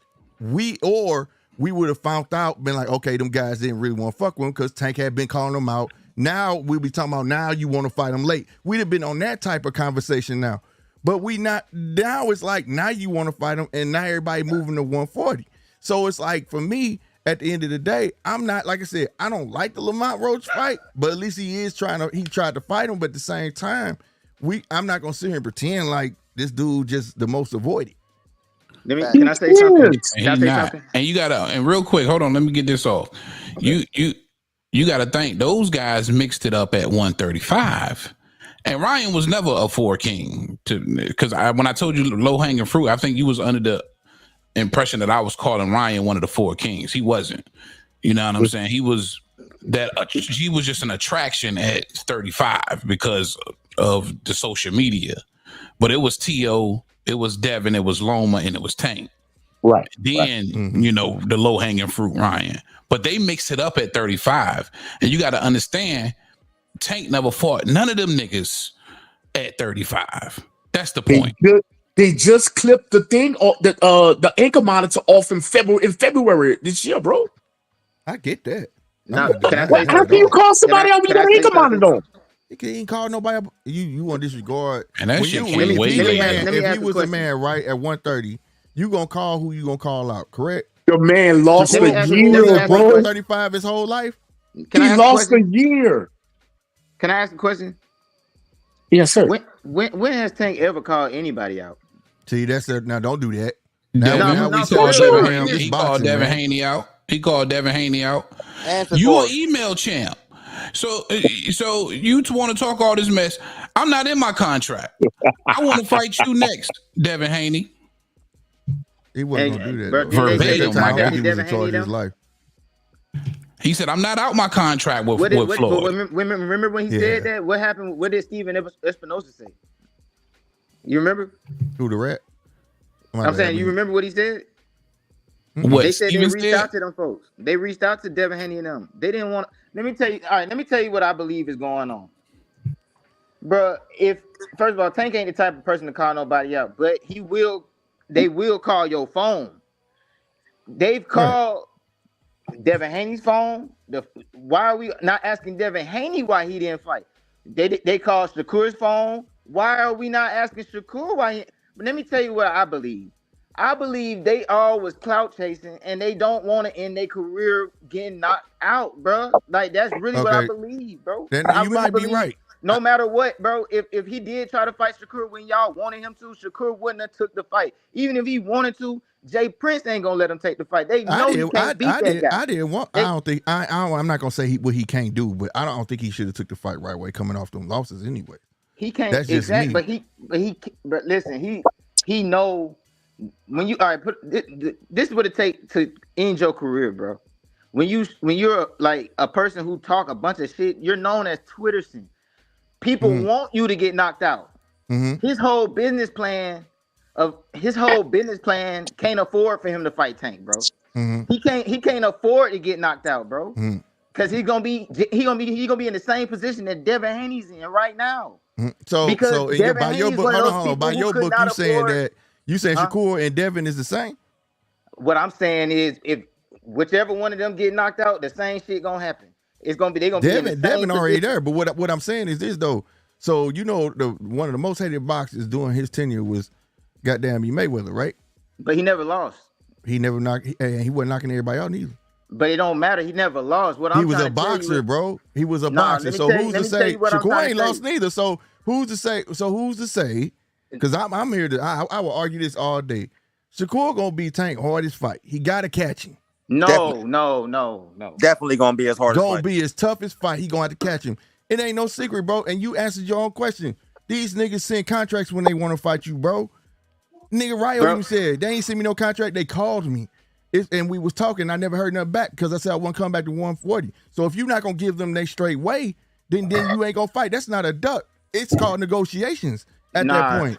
Nah, but Shakur is not at 140. Shakur's at 135. And that don't got nothing to do with a phone call. You said a phone call, and if they don't, if they answer a certain way, then that's a duck. That's not a duck. If I say, listen. This ain't working for me, what you offering, that ain't no duck. Nah, all right. So and Shakur had already said he'd take $6 million. He said that. Like, come on, bro. Like, for real, you got to look at it. It won't even no negotiation. Either y'all gonna pay Shakur $6 million. Gonna be his last fight of them 6 fights, bro. Shakur gonna be his last fight of them 6 fights. Shakur said 6 million for Devin. Teal. Based off what y'all saying, let me tell you what it look like to me. Y'all go. I thought he said it for Devin. Yeah, let me tell you what I don't know what he said for Devin. Let me tell you. Remember Devin lied about the percent. Go ahead. Let me let Prez. It sounds like to me, y'all just take these folks for their word. Like these folks can't be lying, bro. Like that's what it sounds like, bro. But you doing it. You being one side. I'm being objective. I'm being objective. You being one side. You saying what Tank is doing, and these guys are doing another, right? I'm being objective. I'm saying you can't say that because you don't know that for real, bro. Like who's to say? Like Ryo's the clearest confirmation that we have had of how a Tank phone call goes, bro. All right, but listen. Since when does Shakur don't expose what's happening? Since when do he be quiet about Tank? He ain't been tired. Been calling him out, and he been praising it Man, because he believed to be the biggest fight. Have he not? No, he ain't been quiet lately. He ain't been quiet. Listen, all right. Let me tell you the timeline, right? Let me tell you the timeline. No. Before that, let me tell you the timeline. This is the timeline, right? All right. So Tank fought Frank Martin, right? He was on schedule to fight Loma. Everybody was happy with that, right? Then Shakur, after Tank fought Frank Martin, he fought Artem, right? Okay, he was on a podcast with Kenny Ellis. They was talking face to face. He told Kenny Ellis, if Lomachenko pull out that fight, put me in it. That's what he told him. So yeah, I watched it. Okay, so coincidentally, the next day, and let me add this: before all that, before that next day, Shakur was on Twitter every day. Shakur made a video talking about with his shirt off, with his chains on, talking about man, there's somebody right here want to fight you. Remember that? Okay, so then, all right, so back to the day that he was talking to Kenny Ellis. That next day, what Shakur said that he hoped happened. Loma pulled out the fight.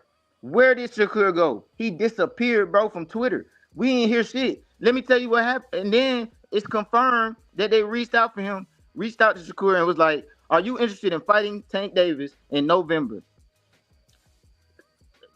He said yes, right? Where is that at? I want to know. I ain't never heard that November date. I do want to know one thing that I heard from Coach Calvin mouth that it wasn't about Shakur. They was gonna do a what's your boy Pitbull rematch, bro. Man, listen, Coach. Coach Calvin said he fucked the church's money up. Hey, like Prez said, you can't take none of that shit they talking on these channels for face value, man. But I'm saying he's going off because the man disappeared. But I know I'm gonna take what a coach gonna say before somebody disappeared or Coach X, Calvin's Y, and not Z. the one who called Shakur, bro. The business people call Shakur, bro. They call Shakur, bro. How you know that, Prez? Who told you that? That's what I'm saying, bro. You come on, man.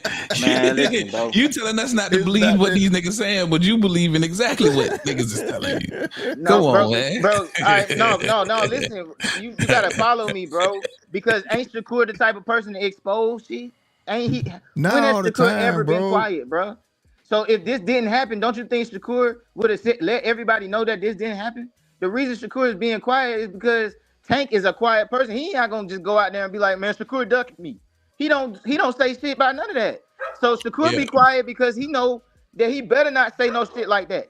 Because he know that's why when he was on camera, he was like, man, Tank not ducking me. I'm not ducking Tank. The fight gonna happen. So what happened is he said, I'm not ready. So Tank moved on from Shakur.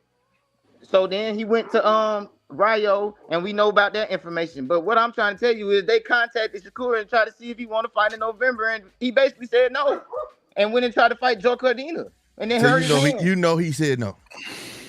Bro, listen, bro. He was already wrapped up in them data. I'm telling you, man. I gotta go off what hold on real quick. Said. Rayo said they gave him a phone call. He said, y'all, I'm not coming back to 135, and they never called him back. Right. No. Let me help y'all with this. What would be his excuse? What was his excuse? That's not. Let me help y'all. Let me help y'all. Hold on, Prez. Let RC jump in here. Hold on, bro. Okay. Let me help y'all, Slick. It ain't no day called Rayo. You know who called Rayo. Yeah, we know. But at the end of the day, I'm saying, for how a phone call goes, bro, like, I got a right to say, if you tell me something and you just think I'm supposed to jump at it, like, I got a right to say something. And so we don't know what was said on that phone call. If Shakur said, what? 1.5, you just gave Frank 1.5. I'm worth more than 1.5. You could at least be $2 million. And then what? Because they ain't calling back, he ducked? No, and this for the view in public. This for the view in public. The person that handles Tank's business and runs Tank's business and the manager of Tank is Al Heyman. That's the call that was made for Rayo. Right. But go ahead. But let's keep it all the way funky, man. And I'm maybe I'm off. I don't be believing none of this shit, to be completely honest. Because it's all he say, she say. If we not in the room, if we don't hear these phone calls, if they don't release these phone calls, we don't fucking know. Right. To be honest. But what I do know is if you're getting the opportunity to fight Tank, Canelo, Tyson Fury, AJ, whatever the case may be, any of these top niggas, more than likely, I want to say 95% of the time, you're taking that fight. That fight's gonna get booked. Nah, I disagree, bro. Let me tell you why I disagree. It depends on your worth. How you feel. Let me tell you why I disagree, brother. I disagree because, like what I said about the way Shakur's public image is, he can't afford to get knocked out. Like somebody brought up Floyd Mayweather, right? Floyd Mayweather was even more liked than Shakur is right now, bro. I to be honest, bro. And the reason that Floyd Mayweather is who he is because he was able to end his career 50-0. Shakur is not. If Shakur fights Tank, he will not retire undefeated, brother. He will. We don't know that. That's what I'm saying. His belief is that he gonna get whooped, bro. Like, let me finish. Let me finish. You know, I'm picking Tank to win. We don't know that. Let me finish, man. Let me finish, bro. I really don't believe Shakur believes he can beat him. I don't believe he believes he can beat him, so he want to save it to last, bro. For himself, not Tank. That's why I think it's just a case of the same Al thing, Heyman bro. is not gonna call Shakur if Tank don't really want that. And like you said, if you get these offers, so why are we blaming? Why are we looking at Tank and not looking at why Shakur didn't take the fight? I don't think it's a matter of blame, bro. That's what I'm saying. I'm not calling a duck. I'm not calling none of that. It's just that, like Heavy said, we actually just don't know. It's not a duck. We don't know. Bro. And it's hard for me to believe that Shakur received a contract or offer to sign off on, and he didn't do it. He didn't wait for the offer. That's what I'm trying to tell you. That's because now, see, I just believe something different than y'all when it comes to that. I believe they already felt like the Loma fight was gonna happen, so they jumped in, even though they had Cordina was on the table. The injury comes along, and now there's an opportunity for the Zepeda fight that he'd been calling for as well. So they had got that Zepeda fight done kind of fast. I don't know if y'all remember seeing the official. Yeah. That shit got done kind of fast because they was already in negotiations with Zepeda because they felt like that Tank fight was gonna happen. You know what I mean? That's the only way I can see why that situation got wrapped up so fast. But the problem I got with that is, bro, he wasn't even on schedule to fight Zepeda. He was about to fight Joe Cordina, and I know that y'all. I know that's what I'm saying. Once that fell through because of the injury and the Zepeda opportunity came up, that's who he wanted. He didn't even want Cordina. So that was some easy shit to say, fuck this fight. Man, listen, let me tell you what. All right, so did you see what Coach Zepeda's coach said? Nah, what did he say? He said that we was Shakur and Zepeda. So hold on, I mean, real quick before you finish, is this a nigga we supposed to believe? Because you just told us don't be believing these niggas. But do we supposed to believe what he just about to say? All right, listen. All right, is Shakur a talker or not? That's what I'm trying to tell you. Yeah, he be talking. And he gonna tell you. Shakur, we talking about Zepeda coach. No, but he gonna tell you if somebody ducking, right? So what I'm saying is he would have came back and went off on Zepeda coach if Zepeda coach was lying. That's what I'm using as a measure. Like if Shakur not saying nothing, then that means somebody telling the truth. If Shakur saying something, then that means somebody lying. That's what I'm saying. So Shakur ain't, as much as Shakur talk, he ain't say shit about what Zepeda's coach said, and he ain't say shit about what Team Tank and about that call about Al Heyman. All he had to say was, man, look, ain't nobody ducking nobody. You know what I'm saying? It's gonna happen. That sounds to me, coming from a person that we know Shakur's track record of talking, that sounds like they called you and you didn't want it. What did Zepeda coach? Like what did Zepeda coach say? Zepeda coach said that Zepeda wanted to fight Shakur in November, but Shakur wanted to fight in October, and he couldn't wait a month. So instead of waiting to fight in November, he wanted to fight Joe Cordina in October. That's what happened. And Shakur ain't had nothing to say about that. And we all can agree that Shakur is gonna say something, but he ain't say nothing. So I believe the coach in this instance because Shakur ain't say nothing. Because Shakur, we know Shakur be talking. Tank don't be talking. So we can't talk about that. But Shakur, if somebody's ducking Shakur, he gonna let the world know. If I recall, they was supposed to fight, and something happened why that didn't happen. But because Zepeda was finna have a baby, so he was like, "Can we?" Exactly. He was like, "Can we fight in November instead of October?" That's all he wanted. That's what the coach said. Right. Shakur ain't say nothing about that. You on Shakur? Like, okay, so if you believe in yourself and you that fighter and you've been training and you ready to fight, bro, I'm supposed to shift my schedule just because of you. I'm gonna keep the ball rolling. I'm gonna fight you next anyway. 1 month. I don't give a damn what it is, bro. What, man, look. I'm not gonna burn. That's called stuff. You ever heard of the term called icing? Icing the motherfucker. PBC notorious for it, right? Like I'm not finna ice myself, right? Like, and then on top of that, I do know one thing was for sure. I remember when Williams Zepeda was talking about he wanted to fight Shakur. It was right. I forgot who he fought. It was right after the win, and De La Hoya got his ass up, and that motherfucker was like, "Nah, bro, you not finna fight him." He right in front of that man's face. So like I said, I agree with Heavy. At some point, like it could have been the baby, it could have been whatever. But I boiled down that De La Hoya didn't want him to fight him right away, anyways. Anytime you bold enough to say that right in front of that man's face, you just heard that man say, "Call Shakur out. I want him next." And then he gets the mic right in front of that man and say, "No, bro, we're not doing that next. We not fighting Shakur next." Shakur couldn't fight Zepeda or Tank. He didn't have a promoter till September. He couldn't sign no contract with nobody. Listen, I believe everybody around Shakur advised him, but don't fight Tank.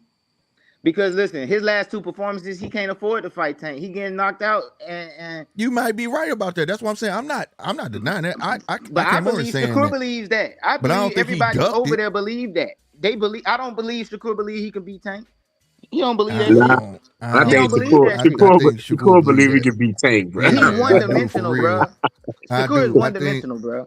No, he's one-dimensional. His one dimension, we all know exactly how he gonna fight Tank. The only chance he got is to run. And you think them judges gonna give it to him? No. So I mean, it's just what it is. Like he's not gonna be.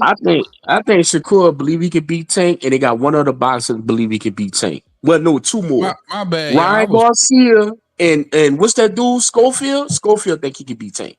Man, but look what happened when Ryan Garcia really wanted to fight Tank. He made it happen, didn't he?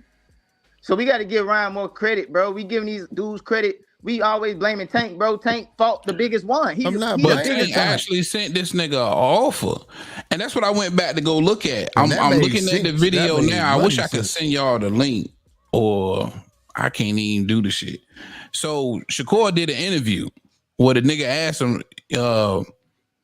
and he confirmed that Tank team actually did reach out to him. But Shakur went on to say they reached out to me. I told them to send me an offer, and we never heard back from them. So according to what you just said, you only believe Shakur when he's talking. It's believable. No, listen. I'm just saying.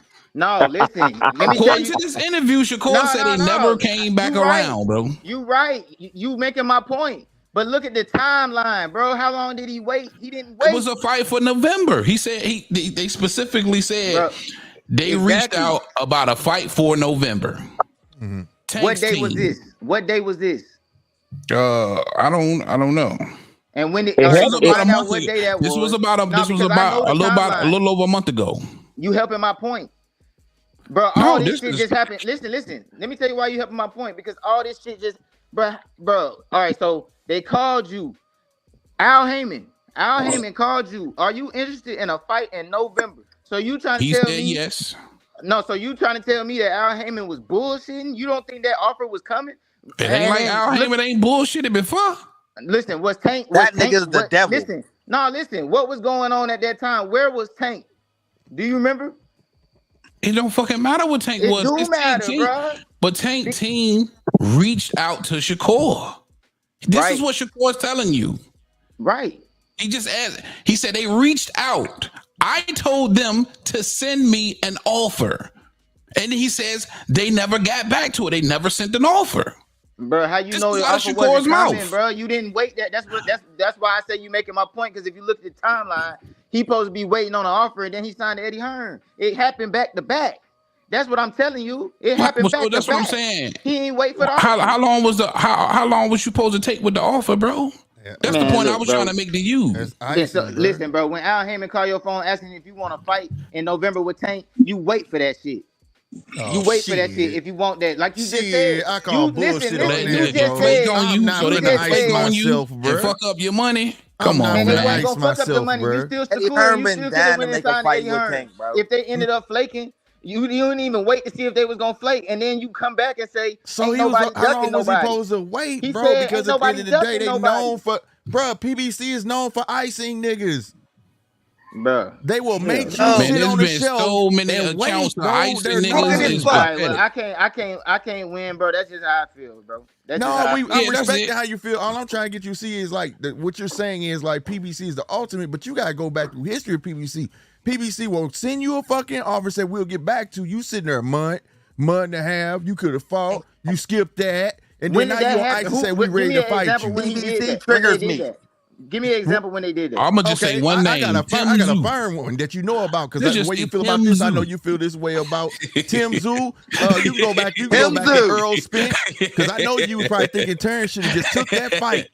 You could have waited. No, Throws his ass Terrence right went out. ahead. Terrence Look what they went doing to ahead and fucking Sebastian fought. Fundora right now, bro. Right, Look what they doing to freezing Sebastian Fundora right now. This nigga freezes people the fuck Man, out, cut it bro. out, They are bro. One of you like, notorious for here, that Errol, shit, here's bro. a free title shot. Man, them niggas is Nigga, dirty. Errol and him was supposed to fight for how fucking long, and then when it finally came down to it in December, we gonna fight in December. Then they told him, no, if you take that fight, we ain't fighting you. Mud said, fuck you. I'm not finna put myself on ice when I fight consistently at least twice a year. I'm not doing that. Bud I'm don't not fight selling my Punch soul ever, to the bro. fucking Bud devil. don't ever Dude, fight Punch hold on, Punch. PBC tries to level the playing field because all their fighters is inactive. The only thing they keep active over there, goddamn me, is fucking Tank. But if he can ice you, he gonna ice you. He was not finna ice. I don't believe that they was finna ice Shakur, bro. I believe that if Shakur would have waited for that offer, he would have got the offer, and it would have been fighting. They would have been fighting in November, bro. They probably was working on the offer. But I mean, you know, we not gonna agree on that. I believe that they wasn't bullshitting. There's no reason to not be trying to fight Shakur, bro. Shakur, I have a whole opposite opinion on him fighting Shakur. I think that's an easy ass fight. The hardest part about it is catching him. But catching him ain't that hard for a dude like Tank. He got better footwork than Shakur. He got better defense than Shakur. He got everything better. Like, it's not even a reason to ice out Shakur. It's just like, bro. He got better defense than Shakur. Yeah, he do And to you me. saying he got No, he don't. He don't. He do, bro, because let me tell you why I say that. Jumping back is not defense to me, bro. Head movement and all that shit is defense. So Shakur bro. can't fight in the pocket. He not gonna fight in the pocket against Tank, and I think we can all agree on that. But if he was there, you He ain't saying that fighting his no head damn gonna stay on pocket. the line. If he was right there, you telling me Shakur head is gonna stay on the line. So you are telling me him and Devin Haney the same then. You telling me if you had swapped out Devin Haney for Shakur, that would have been the same fight. You talking about with Ryan? Yeah. I mean, I do got Ryan beating Shakur to me. No, I said would it be the same fight, whether he win or not? No, he'll cook. It's not gonna be the same exact fight. I don't got them on the same exact level. Shakur is better than Devin to me. All right, his then. defense so to way say more that, buttoned up than to Devin. say that, I ain't saying Tank can't catch him because I got Tank winning. I ain't gonna lie at the moment because I need to see him come off and see how he gonna look in his next fight. You feel me? But I at the end of the day, I don't think it's as simple as people put it. Like, oh, Tank gonna get in there and he's just gonna walk through Shakur like that. I just don't see it. I truly believe what's going on now. We doing them a great service by talking about it because I think this is gonna be Tank's biggest fight. I do. I think he knows that. Real quick, fellas. Real quick. Shout out my guy Cornelius in the chat. What up, guy? Jessica, what up? I see you, baby. Thank you. What's up, Jessica? Appreciate y'all coming through. Short, real quick, Cornelius said, according to another YouTube channel, Crawford accepted the Fundora fight. Now, listen, I done spent the whole hour and a half on this Tank situation. I gotta move on because I ain't gonna be up here much longer, man. Hey, Prez, thank you so much, bro. I appreciate you, man. Listen, it's all love, and I'm glad you was able to come up here, man, express how you feel, and we could discuss it. I'm with you all the way because, you know, of course, I'm a Tank Davis fan, but, you know, I'm gonna have me some pushback because I want to see him fighting the best, and this Lamont Roach shit just ain't it. Yeah, we respect your opinion, dog. We just we just be passionate, bro. Nah, I know. I don't have the normal like opinion on this shit. I just look at this shit totally different, bro. I see through smoke and mirrors, bro, and I believe a lot of these dudes that everybody want to see Tank fight is smoke and mirrors. I feel like the hardest fight that Tank gonna fight, he already fought shit. That's just me. But Ryan Garcia. No, Mario Barrios, Ryan Garcia, both of them is harder fights than the dudes y'all talking about to me. I think Santa Cruz was his hardest fight. Either way, all them, man, listen, I don't think them dudes as good as y'all think. So that's just where I'm coming from, you know what I'm saying? Okay. I respect it. Right, I respect it, man. You can hang out with us, man, as we attack some of these other topics. I got two more for y'all. Thank you, Cornelius, for bringing that up.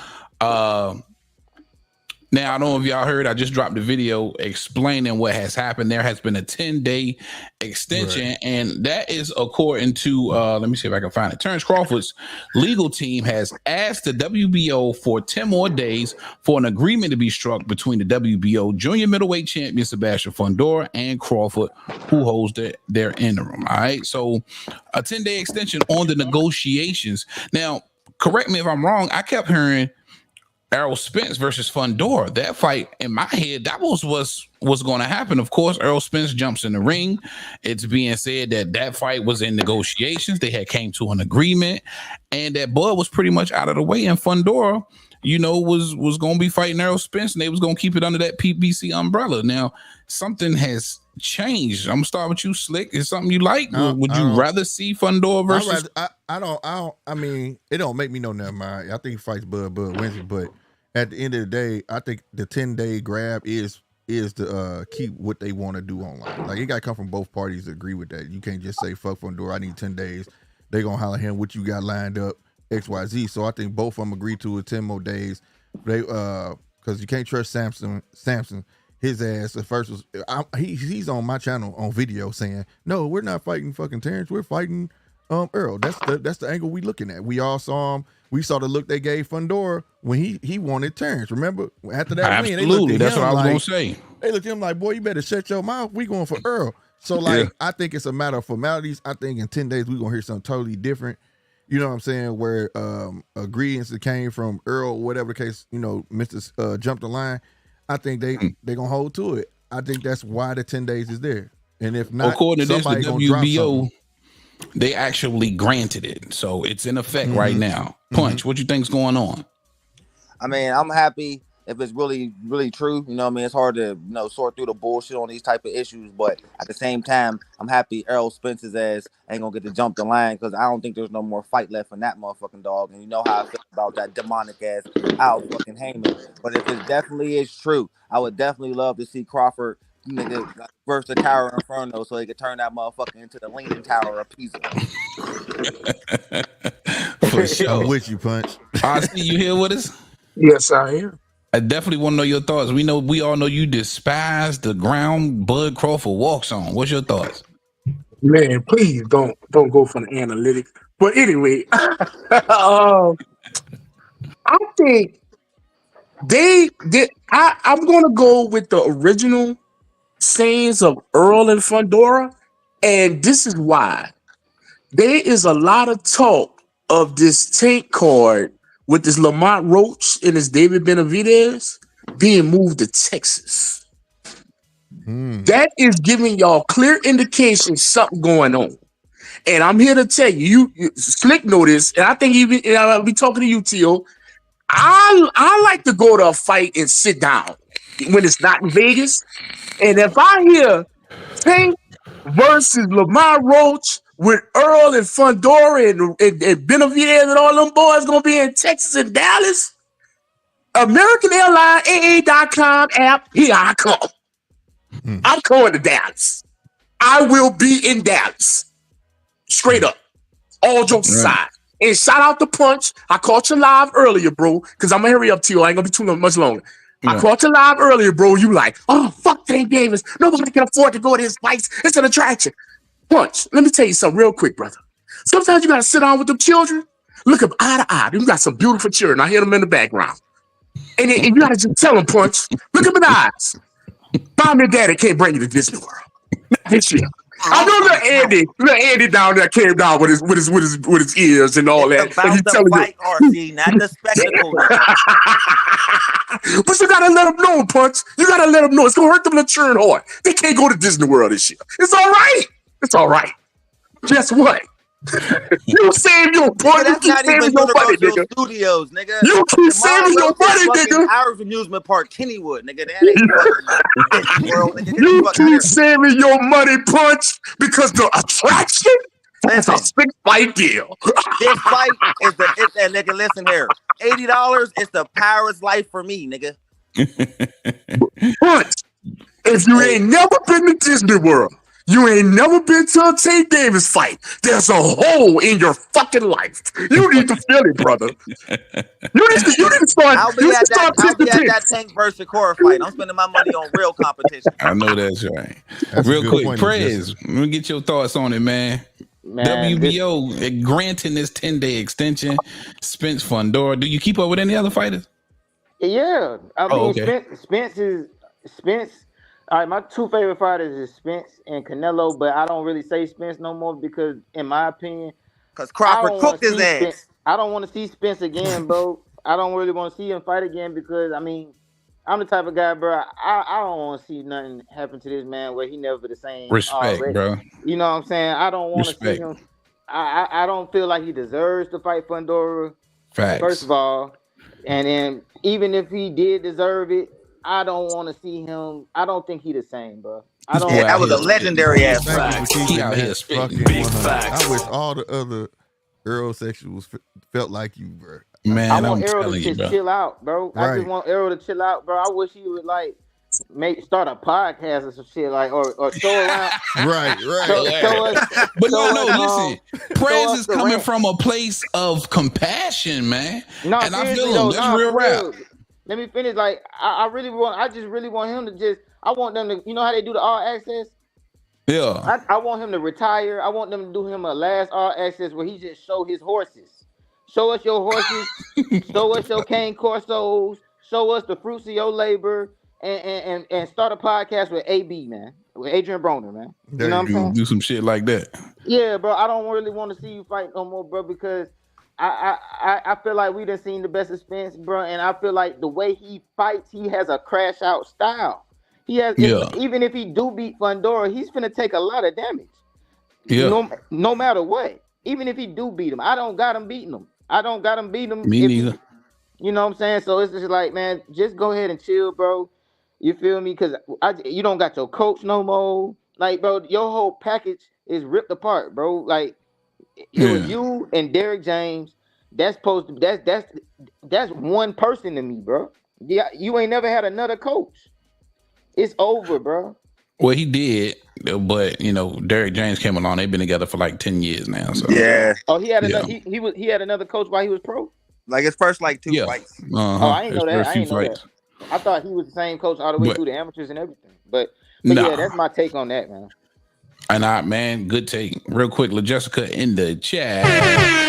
She says, I think something's going on with Spence. So now Fundora team's trying to come back. Or maybe that Dallas date was for Spence versus Fundora. And since it's not happening, maybe taking that date. That's could very well be right. And listen, if it's I can't see Spence being on nobody's undercard. I still think the aerosexual fan base is very much active, and they're gonna get active if a fight is in fact announced with Errol Spence's name up there. That'll be in AT&T Stadium. That's just the way I feel. But I do like the fact that it looks like, or it appears that this Bud and Fundora fight could potentially happen. Maybe they wanted to wait a little bit longer to see if Canelo would take the bait and maybe get into some negotiations. I really don't. Now that I'm really thinking about it, if the fight with Canelo happens, cool, but I'm not pushing for it. I really would like Bud to go after Undisputed at 54. I like the unification. Listen, the Bud train has taken off at 54. I think that's safe to say. Unfortunately for Errol Spence, it just hasn't transpired that way. It hasn't materialized that way for him. But the Bud train is out the fucking gate. He's got an interim belt. He's got a real belt. This is a unification. You could walk away with 3 belts and have one more fight to go to be undisputed at 54. Why not knock it out? Can I say something? Yeah, sure, Press. Come on. It really don't got nothing. It got a lot to do with this, but it's not the fighter we talking about. But bro, I don't want to see Fundora in nobody. I don't want to see Fundora fight nobody but Tim Tszyu rematch, bro. To be honest, that's me. We all agree, bro. Fight nobody but Tim, bro. Yeah, we all agree with that. Either Tim or somebody his height. No. I like this nigga. Yeah, you're right. They disrespecting Tim Tszyu. They disrespecting Tim Tszyu. Tim Tszyu deserved that shit, bro, because we all know what was finna happen. And I think Tim Tszyu, if he don't get cut, Tim Tszyu wins. I got Tim Zoo beating Bud. No, nigga, you out your man. Hold up. I got Tim Zoo beating Bud, bro. Fuck Tim Zoo, nigga. That's gonna be a tough fight, though. That's why we need this rematch. We need Tim Zoo versus Fundora so he can get his spot back, and then we need to see Bud versus Tim Zoo. Fuck all look, that. hey, Prez, He must know DJ. Ever since he had that nigga's name crossed out on his shirt, I want to smoke with Zoo, nigga. Look how God worked, That Prez. still could happen though. Tim Zoo is fighting Murtalev next for that IBF. Okay, so he's gonna have to, if he want to be undisputed, he's gonna have to go through. The road goes through Tim Zoo anyway. I got him as the man at 154, bro. Tim Zoo is the man at 154 in my opinion. I like this nigga. I like it. And that's what it is, bro. I feel like he's fighting Fundora, but since he's not, at least he's getting another title shot. But I don't want to see Bud. If you gonna stay at 154 and you're not gonna get Canelo, if you do fight Fundora and you beat him, you better fight Tim Zoo. That's all I'm saying. You better fight Tim Zoo. Nigga, Crawford over everybody, nigga. Yeah, Crawford. RC. Before the emergence of Bud Crawford, I really thought that this was the division for Tim Zoo to just reign and rule and plunder. I thought Tim Zoo was just gonna plunder 154, to be honest. Bro, can I let y'all know something? You know, March 31st, I saw Tim Zoo leaving the T-Mobile Arena in an ambulance. You know that, right? You know he got wheeled out of there in a stretcher. You know that, right? I saw this. But we know what happened. Who cares what happened? It was the fight. He lost. All right. Well, all right. That's what's up. That's your opinion. Yo, now this nigga I can't stand. I can't stand it. My dude, quick question. Who won and who lost that fight? I mean, no, we know who won and who lost the fight, but you know, it was a fluke. It was a fluke. Oh, it was a fluke. That was a fluke. Really? That was a fluke, bro. That was a fluke. Okay. All right. That was a fluke. If Virgil Ortiz would have just did this and if Boychek would have just did this, he would have just it was a fluke too. Well, no, I mean, I saw that fight live, bro. I think Virgil Ortiz kind of like I like that. I don't know if Virgil Ortiz really won that fight. I don't know. I like Jessica comment right up under DJ's 2 comments. I'm about to get to him now real quick. Hold on, fellas. DJ say to stay saving Errol for Tim after he wins in a few weeks. God bless this man. I think he's talking about you, Prez. DJ, if you're familiar with the channel, he's one of our Aussie usual suspects. So I'm sure he's enjoying everything you saying. Shout out to Jessica in the chat. That's my girl. She says Bud versus Fundora for unification and Bud versus Tim for Listen, I would love that scenario right there. Notice how Bud's name is in there twice, nigga. You got it wrong, my nigga. That's what I'm thinking. And can I add this? Crawford is the best fighter in the world. It's either drop the belt, they're gonna try to give Bud step aside money, bro. And can I add this so I can shut up? Since it was just said, Mr. Skip the line. Yeah, right. Well, goddamn. Skip the line off a loss. You get a championship fight? How? I'm not with that. Bullshit. What kind of bullshit is this? That's the powers that be. No, it ain't the powers that be. Is bullshit. What kind of bullshit is this? Hey, to be honest, 154. You lost. That's the best. No, watch this slick. Watch this slick. You ain't just lose and walk out of the arena. You lost it with the Sunrise Medical Emergency Room. Well, the nigga had a hole in his head the size of a goddamn fist. And who put it there? Go help out, Tio. A sharp ass elbow of a 6'6" man. Hey, listen. The fight, right? Hey, listen. I respected that fight so much. That for a whole week I had Tim Zoo bloody face as my profile picture on Instagram, bro. That's how much I respect it. No, you couldn't talk, do no but respect it. Hold up, guys. Speaking of Tim Zoo, he shall emerge. We got to bring back DJ from down under. DJ, lay them thoughts on us, man. We are listening. I know your man Tim Zoo got brought up. What's good, Give us DJ? your 2 cents. Oh, I'm not here for Tim. I'm here for RC. You better be playing games, RC. You better just be trying to gas Sunrise Medical Center, Las Vegas, Nevada, the corner of Desert Inn in Maryland. That's where he was admitted. Sir. Damn. There ain't no Fundora put him there. He got duped, RC. He didn't get the rematch. The champion put him in the hospital. How did this man come on this panel and say Tim Buddha man at 54 when his ass got put in an ambulance? Well, you're supposed to watch this, y'all. He didn't stop at a red light from T-Mobile all the way to Sunrise Medical. No red lights for him. God damn. Hey, I ain't gonna lie, you funny as hell, RC. But hey, man, I don't agree with nothing you saying, but you funny. I ain't gonna lie. He putting out some facts. It was some bullshit. It was under some bullshit. It was under some bullshit situation, but it's the facts. But listen, but look, you know what also is a fact? Tim Tszyu forehead got cut from an elbow. Fundora's nose got broke with a fist, boy. Damn right. About? Facts. But Fundora walked out. Because he couldn't. Fundora walked under his own power. He couldn't see. It was a fluke. Oh, he could see. He was looking real good. You saw all the women that was waiting for him in that backstage. He was doing real good that night. All right, bro. I hope you really believe that, but I don't think you really believe that. Oh shit, Mark Wynn, it must be fun to daydream, bro. Oh shit, man. Shout you out better my wake guy up, Mark because if Wynn. you believe that, nigga, then you believe in the Tooth Fairy, motherfucker. Nah, I don't think he gonna watch him. He ain't gonna watch him. Mark Wynn in the chat, he says Zoo will wash Bud and punch, you know it. Nah, he ain't gonna watch him. He ain't gonna watch him, but he'll knock him out though. He'll knock him out, but he ain't gonna watch him. He'll knock Bud out. Man. Yeah, he gonna knock Bud out. I know cook Tim Zoo's ass, nigga. He's way too slow, nigga. He'll get countered all night long. I think Bud beats you because he's gonna keep coming forward. Man, Tim Tszyu, he gonna come forward right into them hard ass counters all night. Hold on, wait, but nah, listen. That's the scary part for me. Let me ask you a question. I'm Go sorry. ahead. Go ahead, Prez. All right, I mean, Terrence Crawford he really looked at that fast to you in the Madrimar fight? He looked at that fast? Them triple uppercuts in the inside and them counters in the inside, yeah, he looked that fast to me. Okay, that's what's up. Hey, listen. Laney's pillow fists are faster. Madrimov did a great service to himself by never opening up in that fight. He never opened up. Never opened up. And you got somebody like a Tim Tszyu he made sure that who he is countered. going to open up. I give him that. And neither is Canelo. You know what I'm saying? Tim's going to open up, and we're going to have a war on our hands.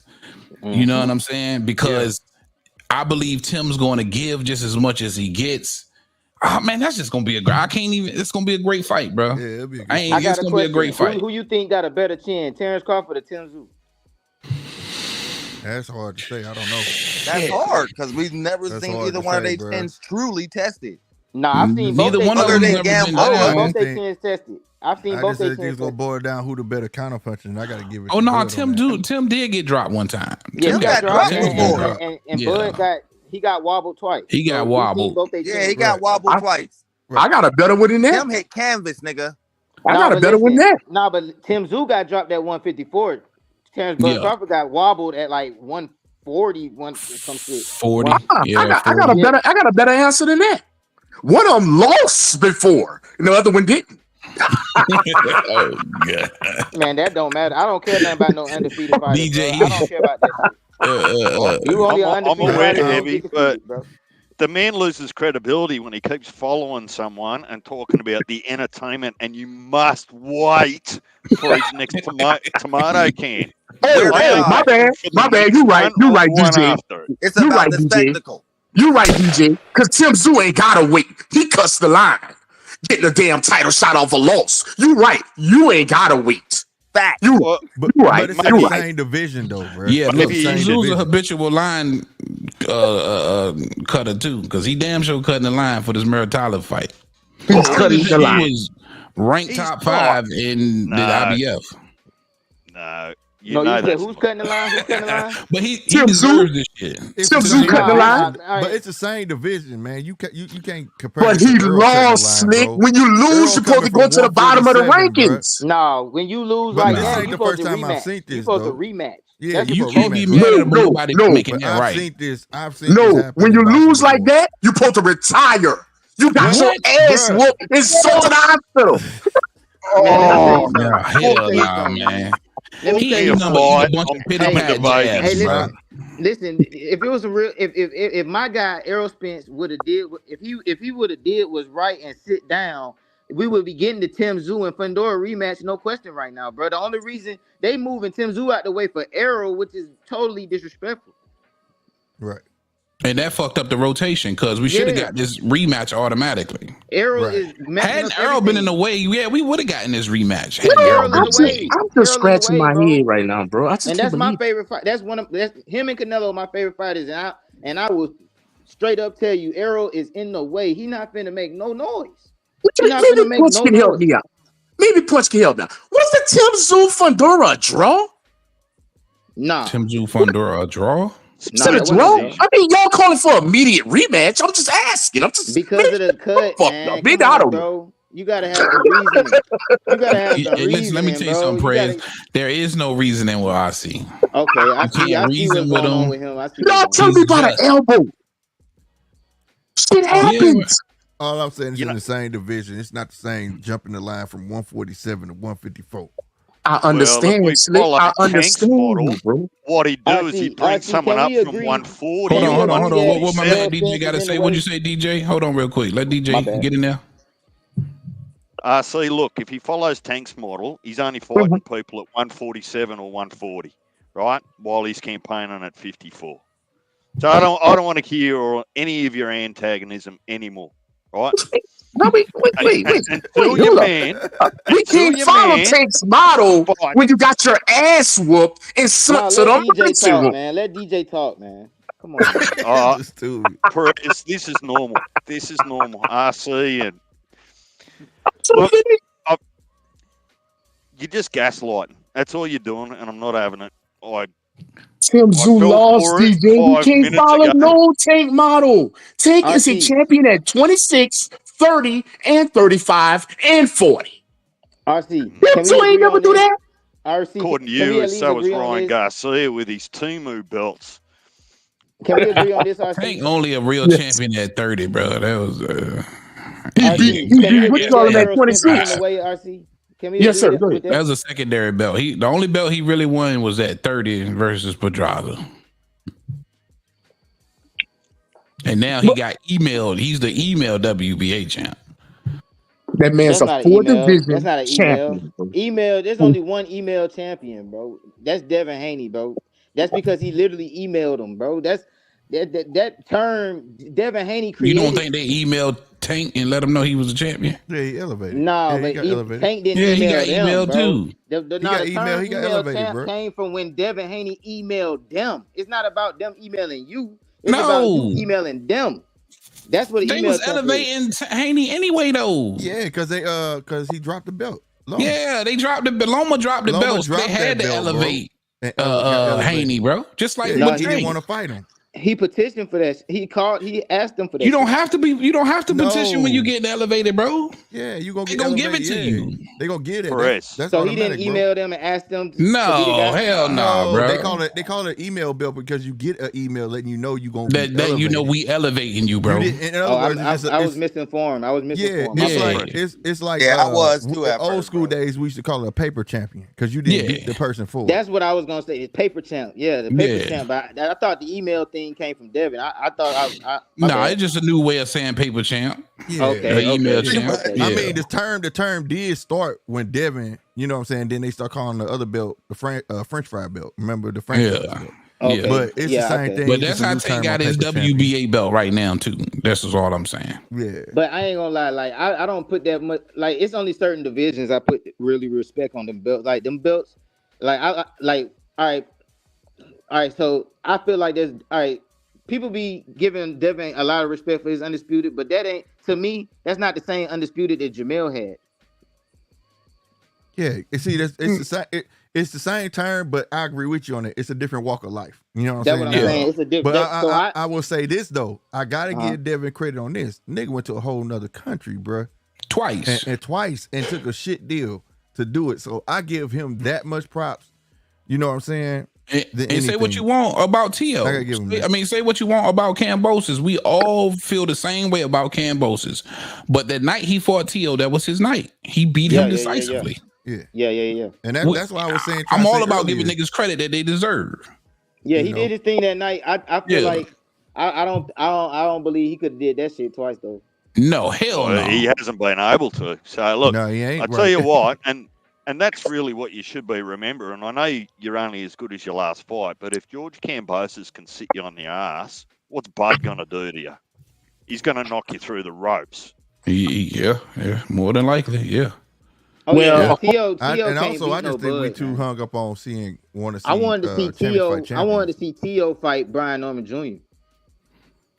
Me too. But he didn't I'd take love that that. fight. That's what I He really didn't want take to that see. fight neither. Could still Because happen. according to the theme, I feel like that theme fight of right this, there, it'll take Brian Norman to where he need to be. And I'm a guy from Atlanta. I've been in some of the same gyms with Brian Norman. Like Brian Norman, bro, I'm so proud of that guy. I mean, I know I'm off topic, but Oh yeah, my you bad. from the A, man? That's supposed to be your guy.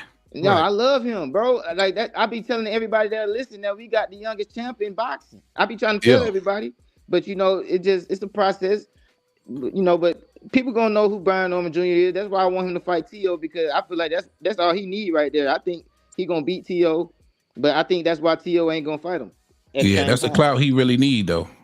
well, I'm gonna say this, y'all. According to the theme of the panel tonight, the if was a fifth theme we got going on. If T.O. wasn't sick, that would have never happened by Kambosos. Just like the elbow. Well, that's T.O. That's T.O. fault for taking the fight. You should have. If you was sick, nigga, and you about to die, why you fighting? Swear, That nigga, was Zoot's fault. That was Zoot's fault for taking the elbow. He should have moved. He should have ducked out the way, get his head off the line. All right, what do you say? You can't do that. But it was Zoot's fault. It was Zoot's fault for not stopping that fight. They should have stopped that fight and let him win on the scorecards after the fourth. All right, fellas, I gotta move on. I gotta move on. Last order. Now I know we did talk about this on Slick's channel for a minute. I didn't visit it on mine. I wanted to visit it briefly, and I wanted us to listen to exactly what Pops had to say. And then I gotta get ready to get up out of here, and we'll get some more thoughts, open up some wounds. Let's take a listen. Oscar De La Hoya and Golden Boy Promotions were awarded $1 million for damages for the fight Devin Haney versus Ryan Garcia on April the 20th. I asked one question, is why would Oscar De La Hoya and Golden Boy Promotions receive $1 million in damages? What damages did they occur? For that, Devin Haney Promotions and me, we thankful to Devin Haney and stepping up and allowing us to do our job with Devin Haney Promotions and sue the entire outfit. So with that saying, the suit stands, and Hall of Fame promoter Bob Arum, I'm ashamed that you as an attorney also would advise that fighters don't sue. I mean, haven't you been sued before? Marvin Hagler, Terrence Crawford, so lawsuits are part of business. Welcome to boxing and the Devin Haney era. That pissed me all the way off. Who gonna go first? Who gonna cook first? Ooh. Let me go. All right. You on mute, T.O. You on mute. Can I go? Shit, my bad. That was, of course, the father trainer of the former undisputed 35 undisputed Devin Haney, the former WBC 40 champion, of course, Devin Haney, and that's been dominating a lot of the headlines as of recently. And I definitely wanted to get the thoughts from you guys. Now, listen, with me listening to Bill here and getting that perspective, especially with Oscar and Golden Boy recouping some money somehow, some way from this fight, that didn't make any sense. And for me, let me get me out the way. It makes sense to at least go after that bread. Now, the only issue I have is suing for the battery, which, in my opinion, makes you look hella soft.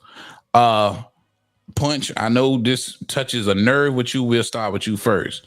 Give me your thoughts.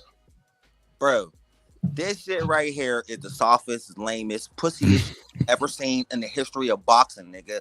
You soft, and his fucking son is soft, nigga. To sue a prize fighter suing another prize fighter after he won the prize. After you got everything you fucking wanted. You got your win back. You got $1.5 million, motherfucker. You got suspended for a year, and you kept your belt, nigga. You bitch-made, pussy-ass nigga. Bro, listen. Listen, why ain't you suing fucking Oscar De La Hoya for that? That's a fair lawsuit. I understand that, but to sue another fighter for battery, nigga, you make the whole race, nigga, look soft, nigga. Like, I'm pissed off to my cultural core, nigga. I'm offended, nigga. Like, you understand? Like, taking it with that, you bitch ass nigga, bro. This is how I really feel. You are the softest, lamest nigga in the world, and the rich boy attitude is coming out you. You acting like a whiny ass little kid that need a fucking spanking. Fuck both those niggas. I'm done. Hey, I can't add nothing. Let me put this out there. A bit of breaking news. Go ahead, Slick. Slick. Fight is on my ticker down here. It just updated. The Brian Norman fight has just been postponed. So it's damn. Due to the hand injury. Due to the hand injury. Right. Yeah. Who got a hand injury? Brian Norman Jr. Damn. Yeah, so they're gonna be pulling out of that. I mean, I'm mad because that was gonna be in my backyard, 30 minutes from me. It's going across the bottom of my 8th. screen right now as we talking. Just got postponed. But and also salute to Nakatani. That nigga said, I don't want just Inoue, I want your brother too. So he about to beat both of them up. I want to see how that's gonna go. That's gonna be crazy. That's a big ass fight over in Japan. Junto Nakatani is going across right now. Junto Nakatani agrees to fight both Inoue and Takuma. Bro, that's gonna be some shit. That's huge. That's huge, right? But somebody knocking them bums off their high horse. Yeah, I like Naoya in a way. I like me too. I like his brother too. His brother a little more scrappier though. You know what I'm saying? I like them both. Yeah. But old boy said he said he was only gonna fight Inoue if he can get his brother too, and they didn't agree. I don't know who dude think he is. He's Superman, but all right. looking forward to that one. Yeah, hell yeah. Yeah. But I be up I'll go early next in the on morning my thoughts on the whole thing, man. We had a whole spill over on my channel, man. And I had to take a step back, bro. Like I said, man, sometimes a person can write a check for you, but your ass can't cash. And I think we lay our perception of Bill, how he comes off promoting his son, on Devin. And in reality, he's from that life, and Devin's a square. So Square's gonna do square shit, man. He gonna take it to the business. He feel like he got cheated, and that's where his mental state is, right? For fraud, and even though I feel like what? And battery, like stop that shit, bro. You got paid for the pounds. What's fraud in that? And then you talking about the battery is boxing. That shit's stupid. But going after the money, wanting to know why, to see the books as of why Golden Boy got the $1 million, I ain't mad at that, bro, because the only thing I can think of is that it's bad representation on Garcia. In other words, I don't know if I had a job one time, right? This is a true story. I was at the job, left the job, had my uniform on, and I went to the bar. I got fucked up. A nigga ratted on me, and I got fired. You see what I'm saying? Because you got fired on your day off, man? No, it was after work. I got fired after work. Walked in, it was like, yeah, you can't be wearing that uniform. You representing us, and you know what I'm saying? You're getting shit faced. All right, fuck y'all. But I think that's the only thing I can think of with Ryan, why they got that money. You was taking PEDs, we represent you, but you misrepresented us, and we finding you for it. You know what I'm saying? That's the only reason I could see why Golden Boy would get that $1 million, and it had to be in his contract, not the fight contract, but the contract he has with Golden. The individual you know contract, yeah. So, but the rest of that shit, I'm cut from a different cloth. That's pussy shit. I want my rematch. You know what I'm saying? It's soft as fuck. But on the other hand, I have to look at Devin, not Bill. I have to look at Devin like the grandma, like the old lady on the end of the block. She don't play by all rules. She doing what she supposed to do. She a civilian. She's supposed to call the police. We don't even consider her no snitch or nothing like that. That's just what she supposed to do. It's her block too. You get what I'm saying? So she the square. So like I said, I talked a lot of shit about him, you know what I'm saying, on my channel. But at the end of the day, when I sat there and thought about it, I'm like, Devin not sending all these wolf tickets. That's his daddy. You know what I'm saying? Yeah. So, hey, he feel that way. You know what I'm saying? They coming up the way he came up, like you say, Henderson, Nevada, and he's spoiled. He ain't never been through no. He can't compute how this happened to him. You understand what I'm saying? Yeah. He can't. You saw it in the Andre interview. You know what I'm saying? Andre even put it on him. So you think really PEDs had something to do with it? And he sat there and admitted, no, he was already knocking motherfuckers out, and he had a left hook. Yeah, but it was a but. Not a for sure this is what, but it was a but. You see what I'm saying? He just can't. he don't know how to deal with it. You get what I'm saying? Like I said, there ain't been a rich person on this earth that lost it all, didn't kill themselves. You get what I'm saying? They processing has been difficult. Right. They can't fathom I get what you're saying. I can dig it, man. RC. Whoa. Your boy, Devin Haney. Mm-hmm. Devin Haney Promotions suing Oscar De La Hoya, and they also suing Ryan Garcia for battery. This has been a very unpopular gesture from Team Devin Haney. What's your thoughts? I mean, first of all, I want to give a shout out to Slick and especially Punch for shouting out my residents of Henderson, Nevada. Shout out to Vegas, baby. Hey, damn, my front door not even locked now, but cool, I'll do it later. I'm in Henderson. See, you know I ain't lying. Do I need to worry, Tio? Nah, you ain't gotta worry. It's nice and cozy over there. But he up on it. But no, hold on, real quick, RC. He's in the hills. He's in the mountains. Yeah, we know where Henderson is at. Like, nigga. But bruh, knowing that it's true, man. I mean, Devin ain't really built like that, and that was a great outlook of Slick saying we riding off with what Bill is doing, but the all in all thing of them suing and all this, bro, it's just a bad look for the sport. I'm just gonna just say that, bro. And that's all I gotta say. It's just a bad look for the sport, bro. Yeah. It really is. Prez, you got 2 cents on the matter? Oh yeah, I got a lot of sense on that. I got more than 2 cents. All right. Go ahead, give it to us, man. As far as a bad look for boxing, I don't consider it a bad look for boxing because I don't consider Devin a boxer no more. Devin, I don't believe we'll ever see Devin again.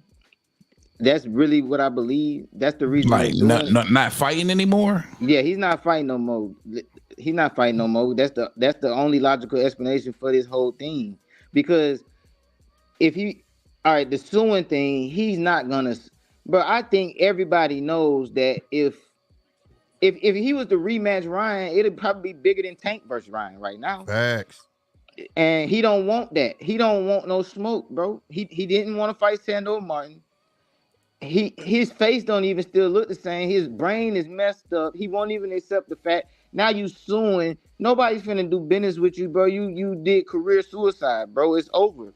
I mean, I don't believe like y'all was clowning on Lamont Roach for fighting on Pro Box. Shit, that's where he finna be because, bro, ain't what big name is gonna fight him? Nobody. He already was having a problem getting people to fight, apparently, or whatever. That's the narrative they was pushing. Mm-hmm. But after doing this, all I can do is think, bro, you done retired. He just ain't said it yet. They done because how do you not know this is career suicide, bro? I mean, you can't rematch Ryan now, bro. That's the only fight that anybody even want to see you in now. Because I got to give you a little bit of pushback. A little bit of pushback because given Ryan's remarks of the past and most recent racist remarks, it's a lot of people that's riding with Devin and cool with what he's doing, especially given to who he's doing it to.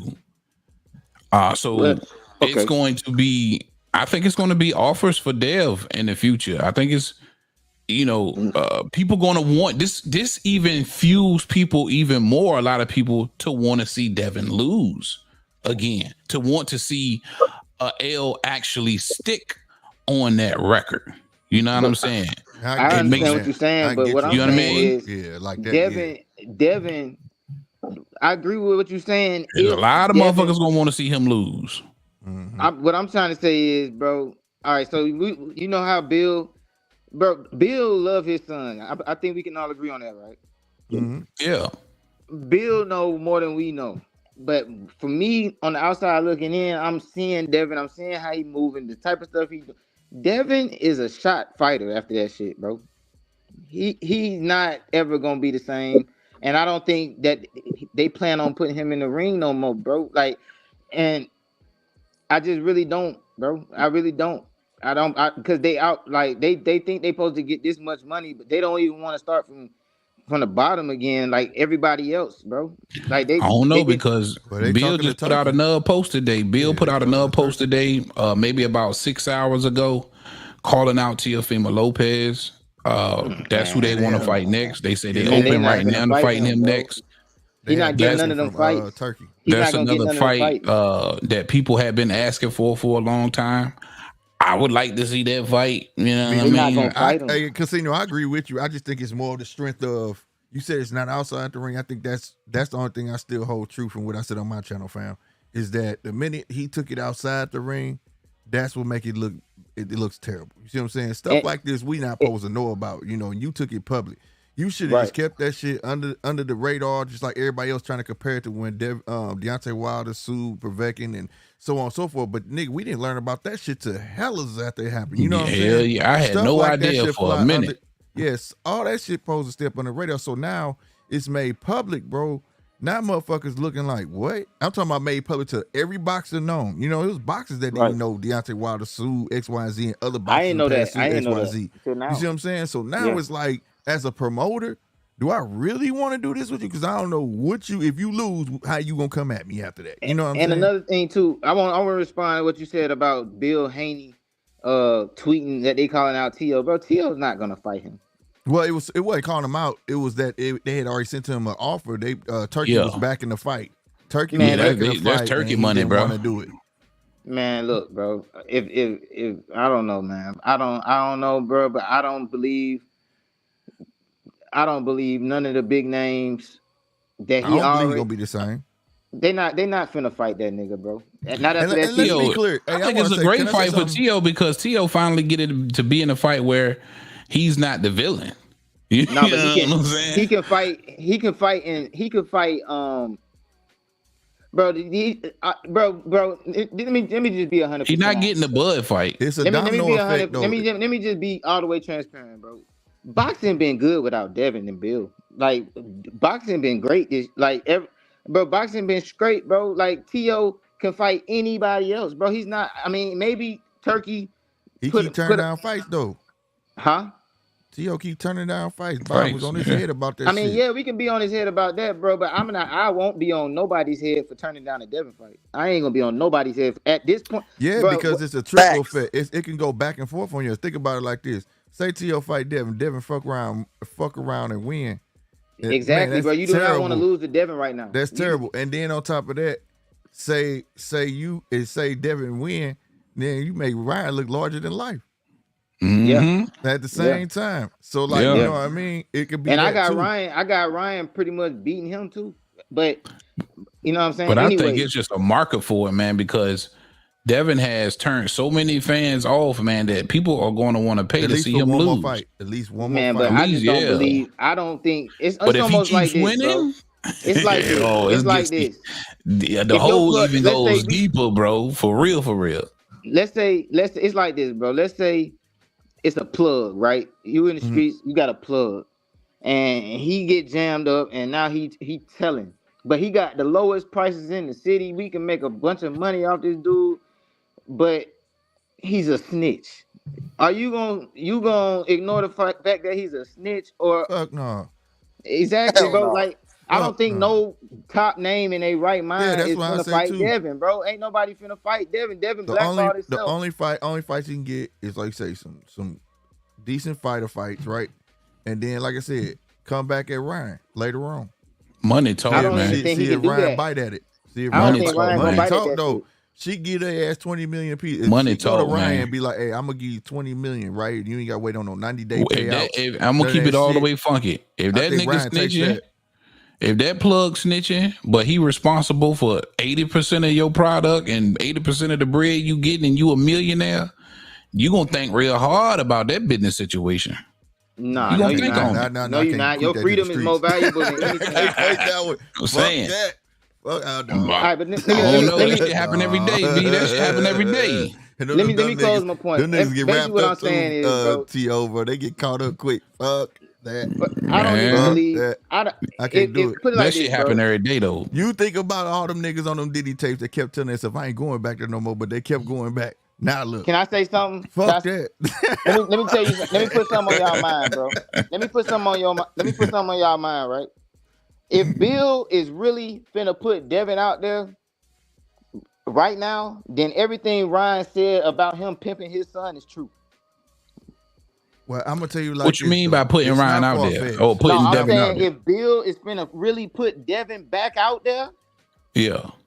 then everything Ryan said about Bill pimping his son is true. Now Because What you mean as put a Devin back father, out there? Get another fight for you Dev. should be, bro. Dev is mentally fucked up. He did suffer Well, let me tell you like psychological this though. damage, I'm gonna nigga. tell you like this though. He should Once have threw upon a that time, towel in after the 8th round, dog. hold on. It's something to that. He ain't done that 25, bro. I can't see it. But here's the thing. It's something to that. Cause see, Bill is one thing. Bill is telling. He might be a hell of a hype man, but one thing Bill is telling the truth about that Devin run it. You know what I'm saying? Because at one point, if y'all remember, nigga Devin let him go, and he was like, "Yeah, I'm gonna let it go. He want to do what he want to do. I got 2 other kids to raise, anyways. XYZ. Y'all remember that?" And then Devin figured he was training, but he said he felt wrong not having his father, and he brought him back to the fold.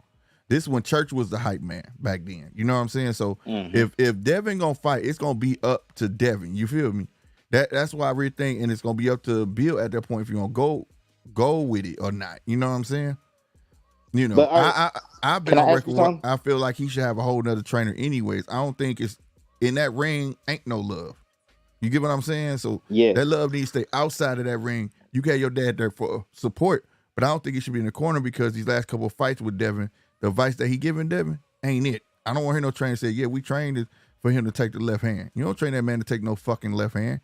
I don't give a fuck what you do, and you better get in there and do something. Nah, man, you gotta, you know what I'm saying? If I'm gonna train you, protect your fighter, not just your son. You know what I mean? So do Devin seem mentally right to you? Do he seem mentally right? Yeah, I ain't been around him enough to know. Yeah, I ain't been around, but I'm gonna tell you like this though. I think Devin really believes that he was wrong. I think Devin really believes that what happened to him was because of PEDs. And I think, and I'm just being real with you, bro. I don't think he think it was a skill thing. I think that sometimes, and I made this comment before, I think over on TL channel, that when you keep feeding a motherfucker fish, and he, you know what I'm saying, and he winning, goddamn me, he gonna think that's just how it's supposed to be. Yeah. You gonna believe he's unbeatable. Now when he get a tight fight and get knocked down, he not gonna understand it. You get what I'm saying?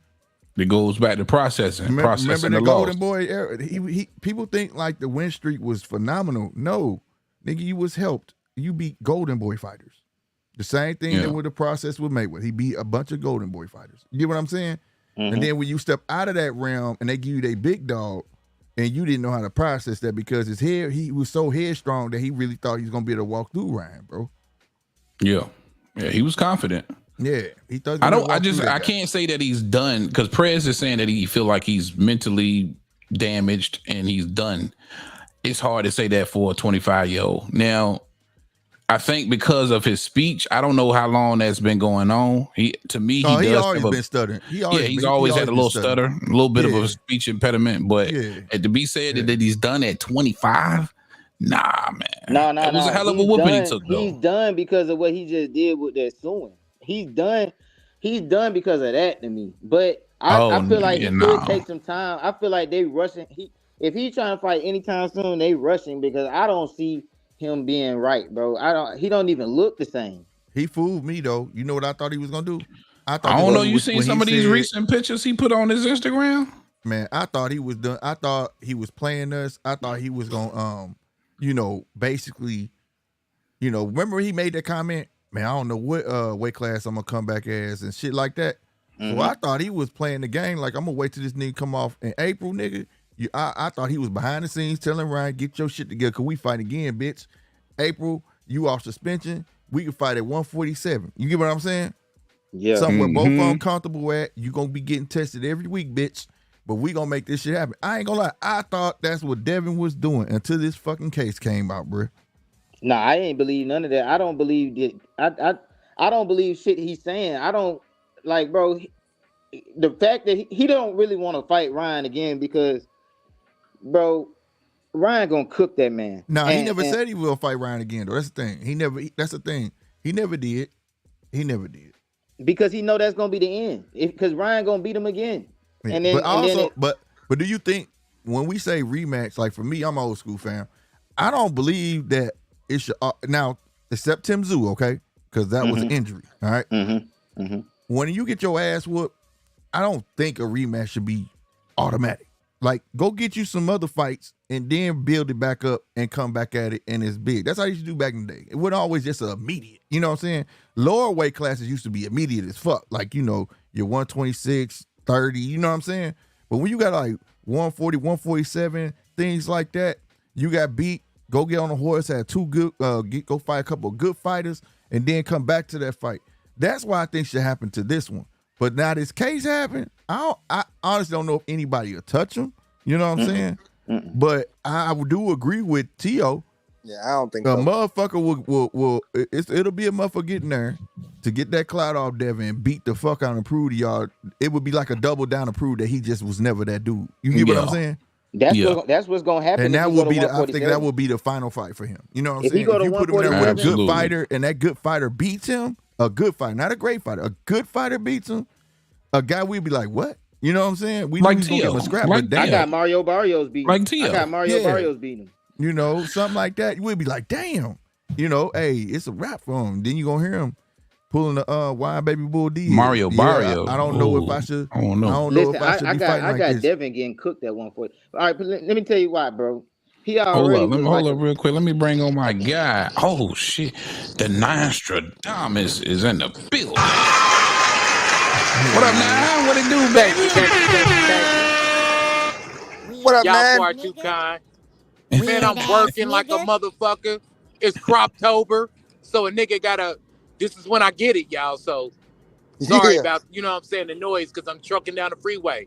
Hey, Slick, you ever heard of a small town called California, Missouri? Nah, I heard Mexico, Missouri. I would be shocked. Cuba, Missouri, dude. I'm shocked it's a Cali. I mean, I'm not shocked that it's a Cali, Missouri. Yeah, that's where the fuck I'm coming from. Like, god damn. Damn, I know it's a Cuba. It fucked me up. Cuba and it's a bunch of them. Boy, you be like, what? Little towns and shit. Yeah, man. So what's going on tonight, man? Bro, I seen your light on, so you know, shit. I had to come through. I appreciate you, man. You catching the tail end because I'm finna get the hell up out of here. We was wrapping it up on the last conversation. Shit. Yeah. Yeah. Talking about, of course, and y'all spoke on this before. I caught the tail end of that one. Bill Haney released a statement talking about, you know, going forward, suing, and we was just getting everybody's thoughts on that. And most of us are in agreement, right? We all agree that suing Oscar De La Hoya and Golden Boy for what they were able to get off the fight back makes a lot of sense. But the battery and all of that, suing Ryan for the actual fight, felt like that was a little bit overboard and bitch made. And you know, Punch went in and went hard. Definitely want to get your thoughts while we got you. Well, I can't be mad at Bill Haney, bro. You know, overthinking about it. Because if a nigga fucked my daughter, bro, excuse my language, and got her pregnant, I'm putting him on child support to court. I'm taking him right to court, nigga. Because that's what he act like. He's pregnant. He's acting like a father with a pregnant daughter. Where do we do this shit at? Think about it, though, bro. Literally, where do we do this shit at? Bro, assault and battery is a fight, right? That's you putting your hands on somebody. Right. You suing somebody for battery after a boxing match. Let me tell y'all what nigga. Hey, boss man. Let me tell you what I think. We this really shit in the about. future. We in the future. Facts. Somebody can sue somebody for battery after a damn box match. This is the future. Welcome, y'all. But he's really though, you know, Devin is acting like a scorned woman, and Bill is acting like a pissed off father that some dude got his daughter pregnant and walked out. That's what they acting like. It's really feminine energy. Facts. Big facts. I agree. Hey, can I ask everybody a question? Yeah. All right. It's a Do y'all think he gonna win in court? I don't. No, I don't think I don't so. think so. I Because think you they're know gonna the force can of Golden Boy to worms open I their that do shit books. will because open I up, think they're bro. gonna open Every the books, boxer and but their for mama will be battery and trying to shit, sue no. for dumb shit if he win. Hell no, he ain't gonna Hey, win. bro, I do because I know the system. Damn Hold boy. on, The you in a system bad favors the area. woman. He say the system favors the Hello? woman. That boy stupid, bro. Nah, You in the ignorant, Matrix, bro. man. He said the system favors the woman. Nigga Damn, that's ignorant, bro. foul. No, I really do. The only reason why I'm gonna say and go out on a limb and say he probably wins something or a part of it is because Ryan actually popped dirty. Right now, granted, like I said before, I know legally, Vada or whoever else was involved, they, he had to face those repercussions. But now that this is a personal lawsuit, basically, and because he was dirty, I don't think it's going to be hard to get the court to see, hey, this guy, whether it was intentional or not, he still entered this contest where we are already putting our lives on the line at an advantage. And if they can prove that, and the courts will hear that part out, I can see them awarding him something. That's all I'm saying. I think he has to prove it though at the end of the day, because like I just want to put this out there just to clarify. Ryan was never suspended for PEDs. He was suspended for not disclosing that he Yeah. was taking supplements. It's not even on paperwork nowhere that we suspended him for PEDs. But he And still had also, let me PEDs in add the to that. system, though. Running with that shit, man. Now, let me add to that. You can I name drop another channel on here, or do you mind? Yeah, go ahead. All right, so Fanon is he went to law school. He's like a lawyer or something, right? Do anybody know if that's true? That I don't know nigga's if that's a true, but YouTube. I know who he is. Yeah, but I don't know. Well, If he said he I heard he did was 4 a lawyer years. before he started YouTubing. He said he said he did, like, he went to law school and everything. He pulled up the contract, and it's in the contract where it says that, like, it protects the promoter and everybody from if somebody pop. So he basically broke down the whole contract live and showed how the nigga finna lose this shit. I think Okay. if he goes Like after the everybody in fraud the stuff, boxing but business is already protected from all the shit they suing from. And then if you look, he broke down the contract and showed, if you see what the deal that Bill Haney signed, I think everybody would change their opinion on if he even has a chance. Like, they really, the way he broke that shit down, I don't know how credible it is. I just know the way he broke that shit down, it ain't no way they gonna win. It's almost stupid. We're going to see how good of a lawyer Fanon is, though, because it's hard for me to believe that Bill and them got the bread and hire some stupid ass attorneys around them that's telling them that they got a case. Because the only reason why they doing it is because some attorney is telling them that they have a case. I feel like it's finna go like this. I got 2 points, though, You ain't nothing. You don't deserve nothing. You don't get nothing. You get what I got 2 points, fellas, though. This, for one, though, man, like, speaking of Fanon, I don't know, dude. But you can be whoever the fuck you want to be on the internet, nigga. Right. No, that's I why could be I don't Popeye know. the fucking Sailor Man. Yeah, you're right. You're right. Hey, right. that kind of fit though. And I'm Pluto. Right. No, you're right. You know what I mean? That's why I say I don't know how credible it is, but because he did pull up the contract, and like, I ain't gonna lie, like, I'm not no lawyer, but I didn't know the contract was public record. He got the shit. looking He it up got right the now, shit. He definitely. had Devin Haney. I seen Devin Haney's signature and everything. Like, he pulled It's up the. public. It's public record, bro. I'm looking it up right. He showed everybody the shit, and if you see the contract that they signed, I think we can all agree that he ain't even, bro. They signed a contract where they was getting paid in advance. They had to make it's supposed to. Check this out, like a most of the time that's how it works from the contract. No, right, what I'm saying, from the contract basically, the only thing that they can possibly win, when you look at the contract, is if Oscar De La Hoya is lying about how much they made. That's the only thing. Right. That's what I was gonna say. I think what Bill was trying to convey is he don't understand how they got $1 million off the rip, but the money that they're receiving ain't probably to what they was thinking the fight was gonna make in their mind. So he want to force them to open their books to prove that they're getting that, because if you know, like when they say we don't fight for guarantees, right? Right. Yeah, you do. Yes, even though it's a percentage, you get a guarantee up front, right? And then after 60 to 90 days, we start breaking you off checks based off of what sales. You get what I'm saying? That's why they tell you when the pay-per-view numbers be coming out like a week after a tweet, it really take about 90 days. You get what I'm saying? And then they start breaking you off them checks. I think he just wants to force them to open them books to make sure that they getting paid they just do. You get what I'm saying? And hoping to catch his ass in a trick bag because, like they said, one thing he lying, everybody in the sued De La Hoya. Everybody that came at De La Hoya. But De La Hoya's still around, though. You see what I'm saying? Yeah, been around 20 years. I think they going broke. They might be. Nine, I got a question for you, Nine. What's that, bro? Is Devin done? You see people wanting to do business with Devin in the future and him getting into big fights? I think most definitely if he loses this, I think his career is suicide any way it goes. Because nobody's going to want to do no business with nobody. Bro, if somebody's a snitch, you don't want to do no business with them. If you know he snitched on the last crew he was dealing with, would you try to sell him a brick of coke? Nah, hell no. You know what I mean? And that's just as real as I can get, bro. So you feel like Devin suing Ryan Garcia is equivalent to him snitching? That's a snitch move. It's like going to the police, Tio. It's definitely like going to the police, bro. Yeah, I think he should have left Ryan out. He should have left the Ryan part out and then let his daddy, like I said, kept that shit behind curtains and hit that lawyer. You know what I'm saying? Yeah. Guess what, fellas?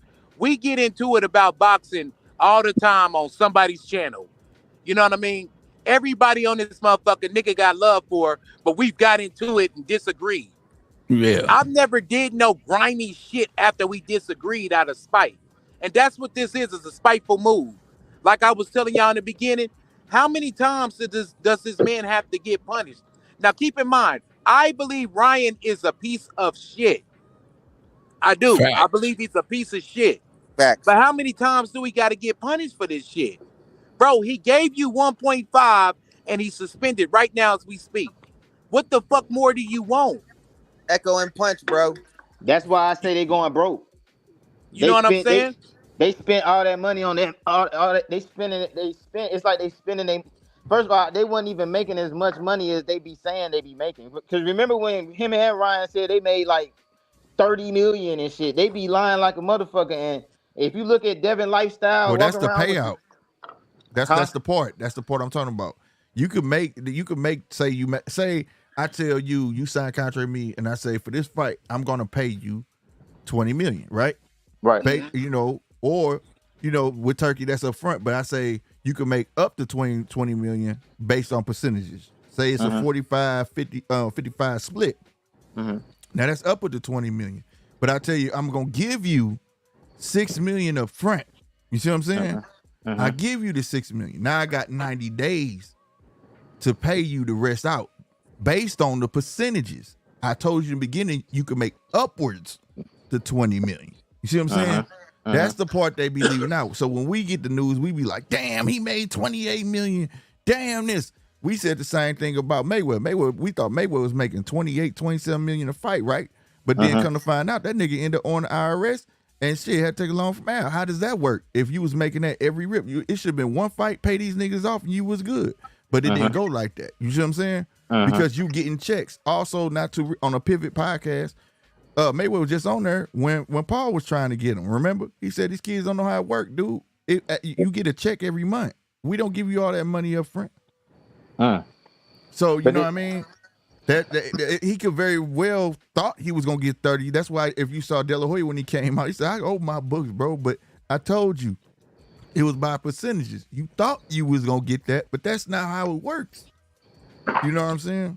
So you take a chance. Man, them niggas been in the business for a minute, man. I definitely think they know how to cover their ass, but we gonna see. Oh, facts, 100%. But you know what, fellas? Hold on, y'all. Hold on. We wouldn't be talking about Turkey. Hold on. We wouldn't be talking about Turkey if that was the case.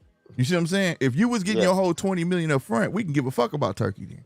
Turkey paying niggas out. Fuck a payment plan. You getting your shit right there. He cutting the check. He cutting the check so deep that he get to dock your pay if you miss a date. You get what I'm saying? Well, let me say this one thing. But you know what? Not to cut y'all off, but see, listen to this whole thing that's going on. What it's doing is when you bring this light on you, it shines the light on everything. So the narrative that's been pushed that, oh, Devin is a young boss. He's a young boss. Nigga, somebody cutting your check. Period. Right.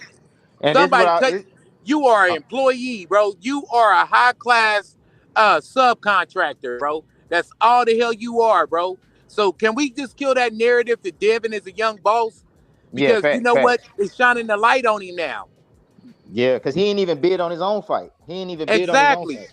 Bro, Let me say listen, this. I'm a private businessman, bro. I put my own money up. Facts. Me too. I put my own money up. Let me say this because I know the show finna end. I just want to. Go ahead, Prez. I'm gonna let you get off, and then we finna get up out of here. All right. So look, bro. This is what I think going on, bro. Like it's looking like it's starting to look like Bill is really trying to milk the cow. You know what I'm saying? I believe they really thought that they was finna beat Ryan and they was finna go into superstardom and they was finna make all this money. And if you look at the lifestyle that they live, you know what I'm saying? I don't know how much money they had before boxing, but the lifestyle they live, they riding Maybachs, they walking around with security, like they making money like Floyd, they buying jewelry after fights, they flying private, and all that shit just stopped. So I'm not saying they broke, but I'm saying like it's gonna take a while for them to go broke. But I don't believe that Devin is ready to fight. He can't make no more money because he's not mentally right. Then on top of that, the Ryan versus him didn't even do that good, and then he lost. So then it's like his stock dropped. He didn't fight Sandomar, and he didn't get that money. So I just feel like the whole lawsuit is them just desperate for money. I really believe it's them being desperate for money, bro. I think that person at one point, whatever it was for that fight, pissed him off. And I will say that what you speaking on some shit, because if you go back when he first started, right, he was getting $2.5 million a fight. So that's when you could see him splurge like that. He didn't have to wait on that. He was getting that up front with the zone. You get what I'm saying? You leave the zone, now you enter the realm of when his day was telling we don't fight for that no more. We fight for percentages. Well, percentages are very different. Now you so like my grandma and grandpa on a budget. We living on a budget, and you're not used to that budget because you used to getting 2.5 mil a fight. Yep. So you know, I think they lifestyle costs too much. They lifestyle costs too much, man. Final thoughts, Punch, from you. Yeah. Oh man, I think this was a good show tonight, man. Like I'm happy that you being consistent streaming, nigga. Tuesdays at least, right? Hey, shout out to you, Casino, man. You came in here spitting facts today, man. Come back again, bro. For sure, man. I like y'all, man. I was trying to figure out if I could pinpoint you from somewhere, but this was the first time I recognized you. So I didn't comment. I appreciate you. I've commented on you on your channel on your live or before. Okay. And I've commented, and we talked in the comment section like earlier today on a video you made. Sure did. Yeah. Go ahead, Punch. I'm sorry. Oh yeah, Nostradamus, you know you my nigga. Yo, thanks for coming on my show earlier. Hey, real shit, my nigga. My little fan base over there, man. I got niggas popping up, coming on a weekly basis. It's getting crazy. Oh man, that's what's up. That's all, bro. My God. Congratulations. What's up, bro? It's going crazy over there. What's your channel, bro? Oh, it's Punch Talk, my nigga. Come fuck with me. I'm 100% raw. You see how I went hard on the Haney's, nigga? I don't hold back on these fighters. Nah, he wants some raw. Don't give a fuck. That's where you go. Okay. Don't give a fuck. And RC's my nigga. What's up, RC? Man, What's it's good. man? It's good fucking with you, bro. Like I was Jerry surprised right you there. didn't come up on the panel tonight. Me and RC be having the most epic fucking debates in history. Brings the best out of Punch. Straight up, yo. Tom and Jerry. So yeah, shout out to my niggas, man. And I'm about to get up out of here too, and I'll definitely be on for the next one. So y'all, Coyote and the Road Runner. And everybody in the chat, if y'all know about Punch, nigga, come fuck with me over there on Punch Talk, man. All right, I'm out of here, fellas. Have a good one. My God, bro. Holla at you, bro. That's what we do, bro. RC, final thoughts, my guy. Man, I ain't got nothing to say, but man, good show tonight, T.O. Everybody sub up, like, same thing with GMT, Punch Talk, 9, everybody, man. And real quick, bro, every fight, the contracts are public record 30 days after the final bell. Okay. You go to any state, like I know Nevada is nevada.gov. Is right under when they do the sale of properties and houses and stuff like that. The contracts are all public record for boxing, UFC, mixed martial arts, anything. But I'm gonna tell y'all this. I'm gonna warn y'all. When y'all go to the PBC fights, get a bottle of Tylenol. No lie, bro. No lie. Shit. No lie, bro. For PBC's contracts are the hardest to read, bro. I know they do. I know they encrypted. They encrypted and shit. No, they're redacted in places and shit.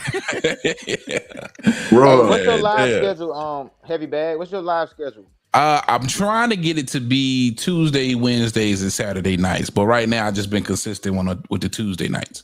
Okay, Tuesday. All right, bet. I'm gonna keep yeah. that in my mind, man. I'm gonna go ahead and hop off, man. I'm gonna go ahead and call it a night, man. Okay. I appreciate you letting My me man, up, I appreciate you for coming through, bro. For sure. All right. Final thoughts, 9. We getting up out of here. I just say that the whole promotion was done fucked up in the beginning. The whole fight, the whole strategy of the fight, you know what I mean? The fact that you had 2 California fighters fighting in New York, one from the Bay, one from SoCal, bro. That shit should have been in California, for one. That's why it didn't make what the fuck it was supposed to make, for one. For two, you know what I mean? With the Haneys, their whole thing was, well, stand in front of me and box. Stand in front of me and box. That's where you fucked up at. The niggas never been you. He stood in front of you and boxed, and you only assignment you had, bro, was to keep your right hand up. And now, since you got battered around and you found a little loophole of him having a little bit of something, the tiniest amount of something in the system, now you want to take it and move forward with it. And bro, listen, me and Punch was talking about this. I don't know if y'all aware of the 48 laws of power. All right.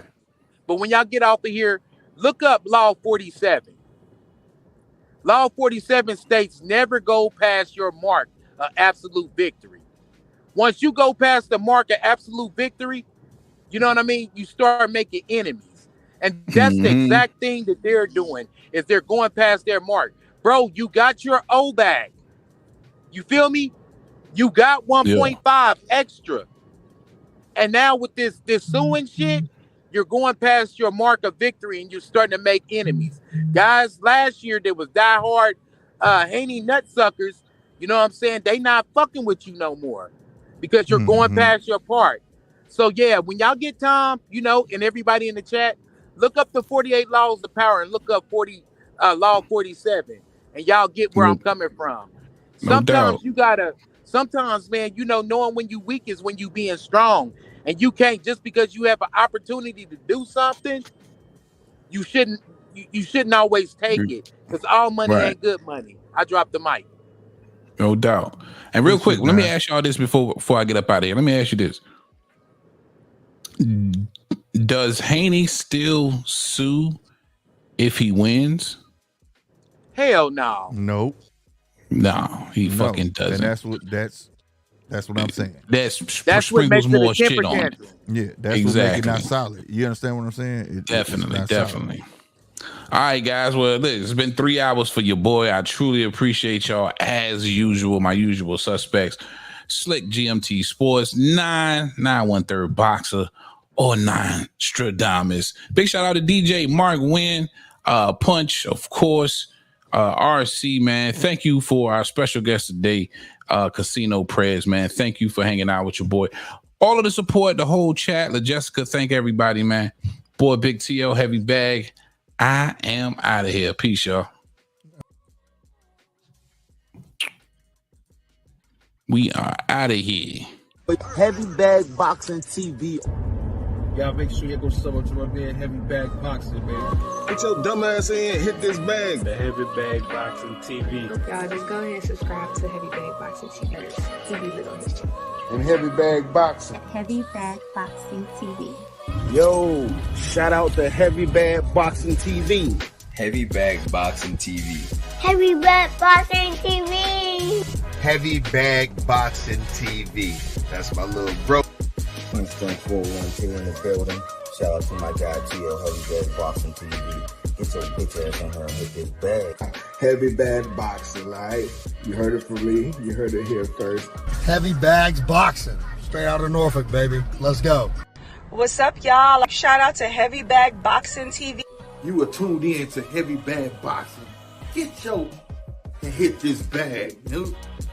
Shout out to Heavy Bag Boxing. It's the one and only Blazer Flair. Woo! Yo, what's up? It's your boy Zach, Super Judah, 6-time champion world. I'm giving a big shout out to my home team, Heavy Bag TV. You heard? Keep it live. This is Showtime Sean Porter. You are watching Heavy Bag Boxing.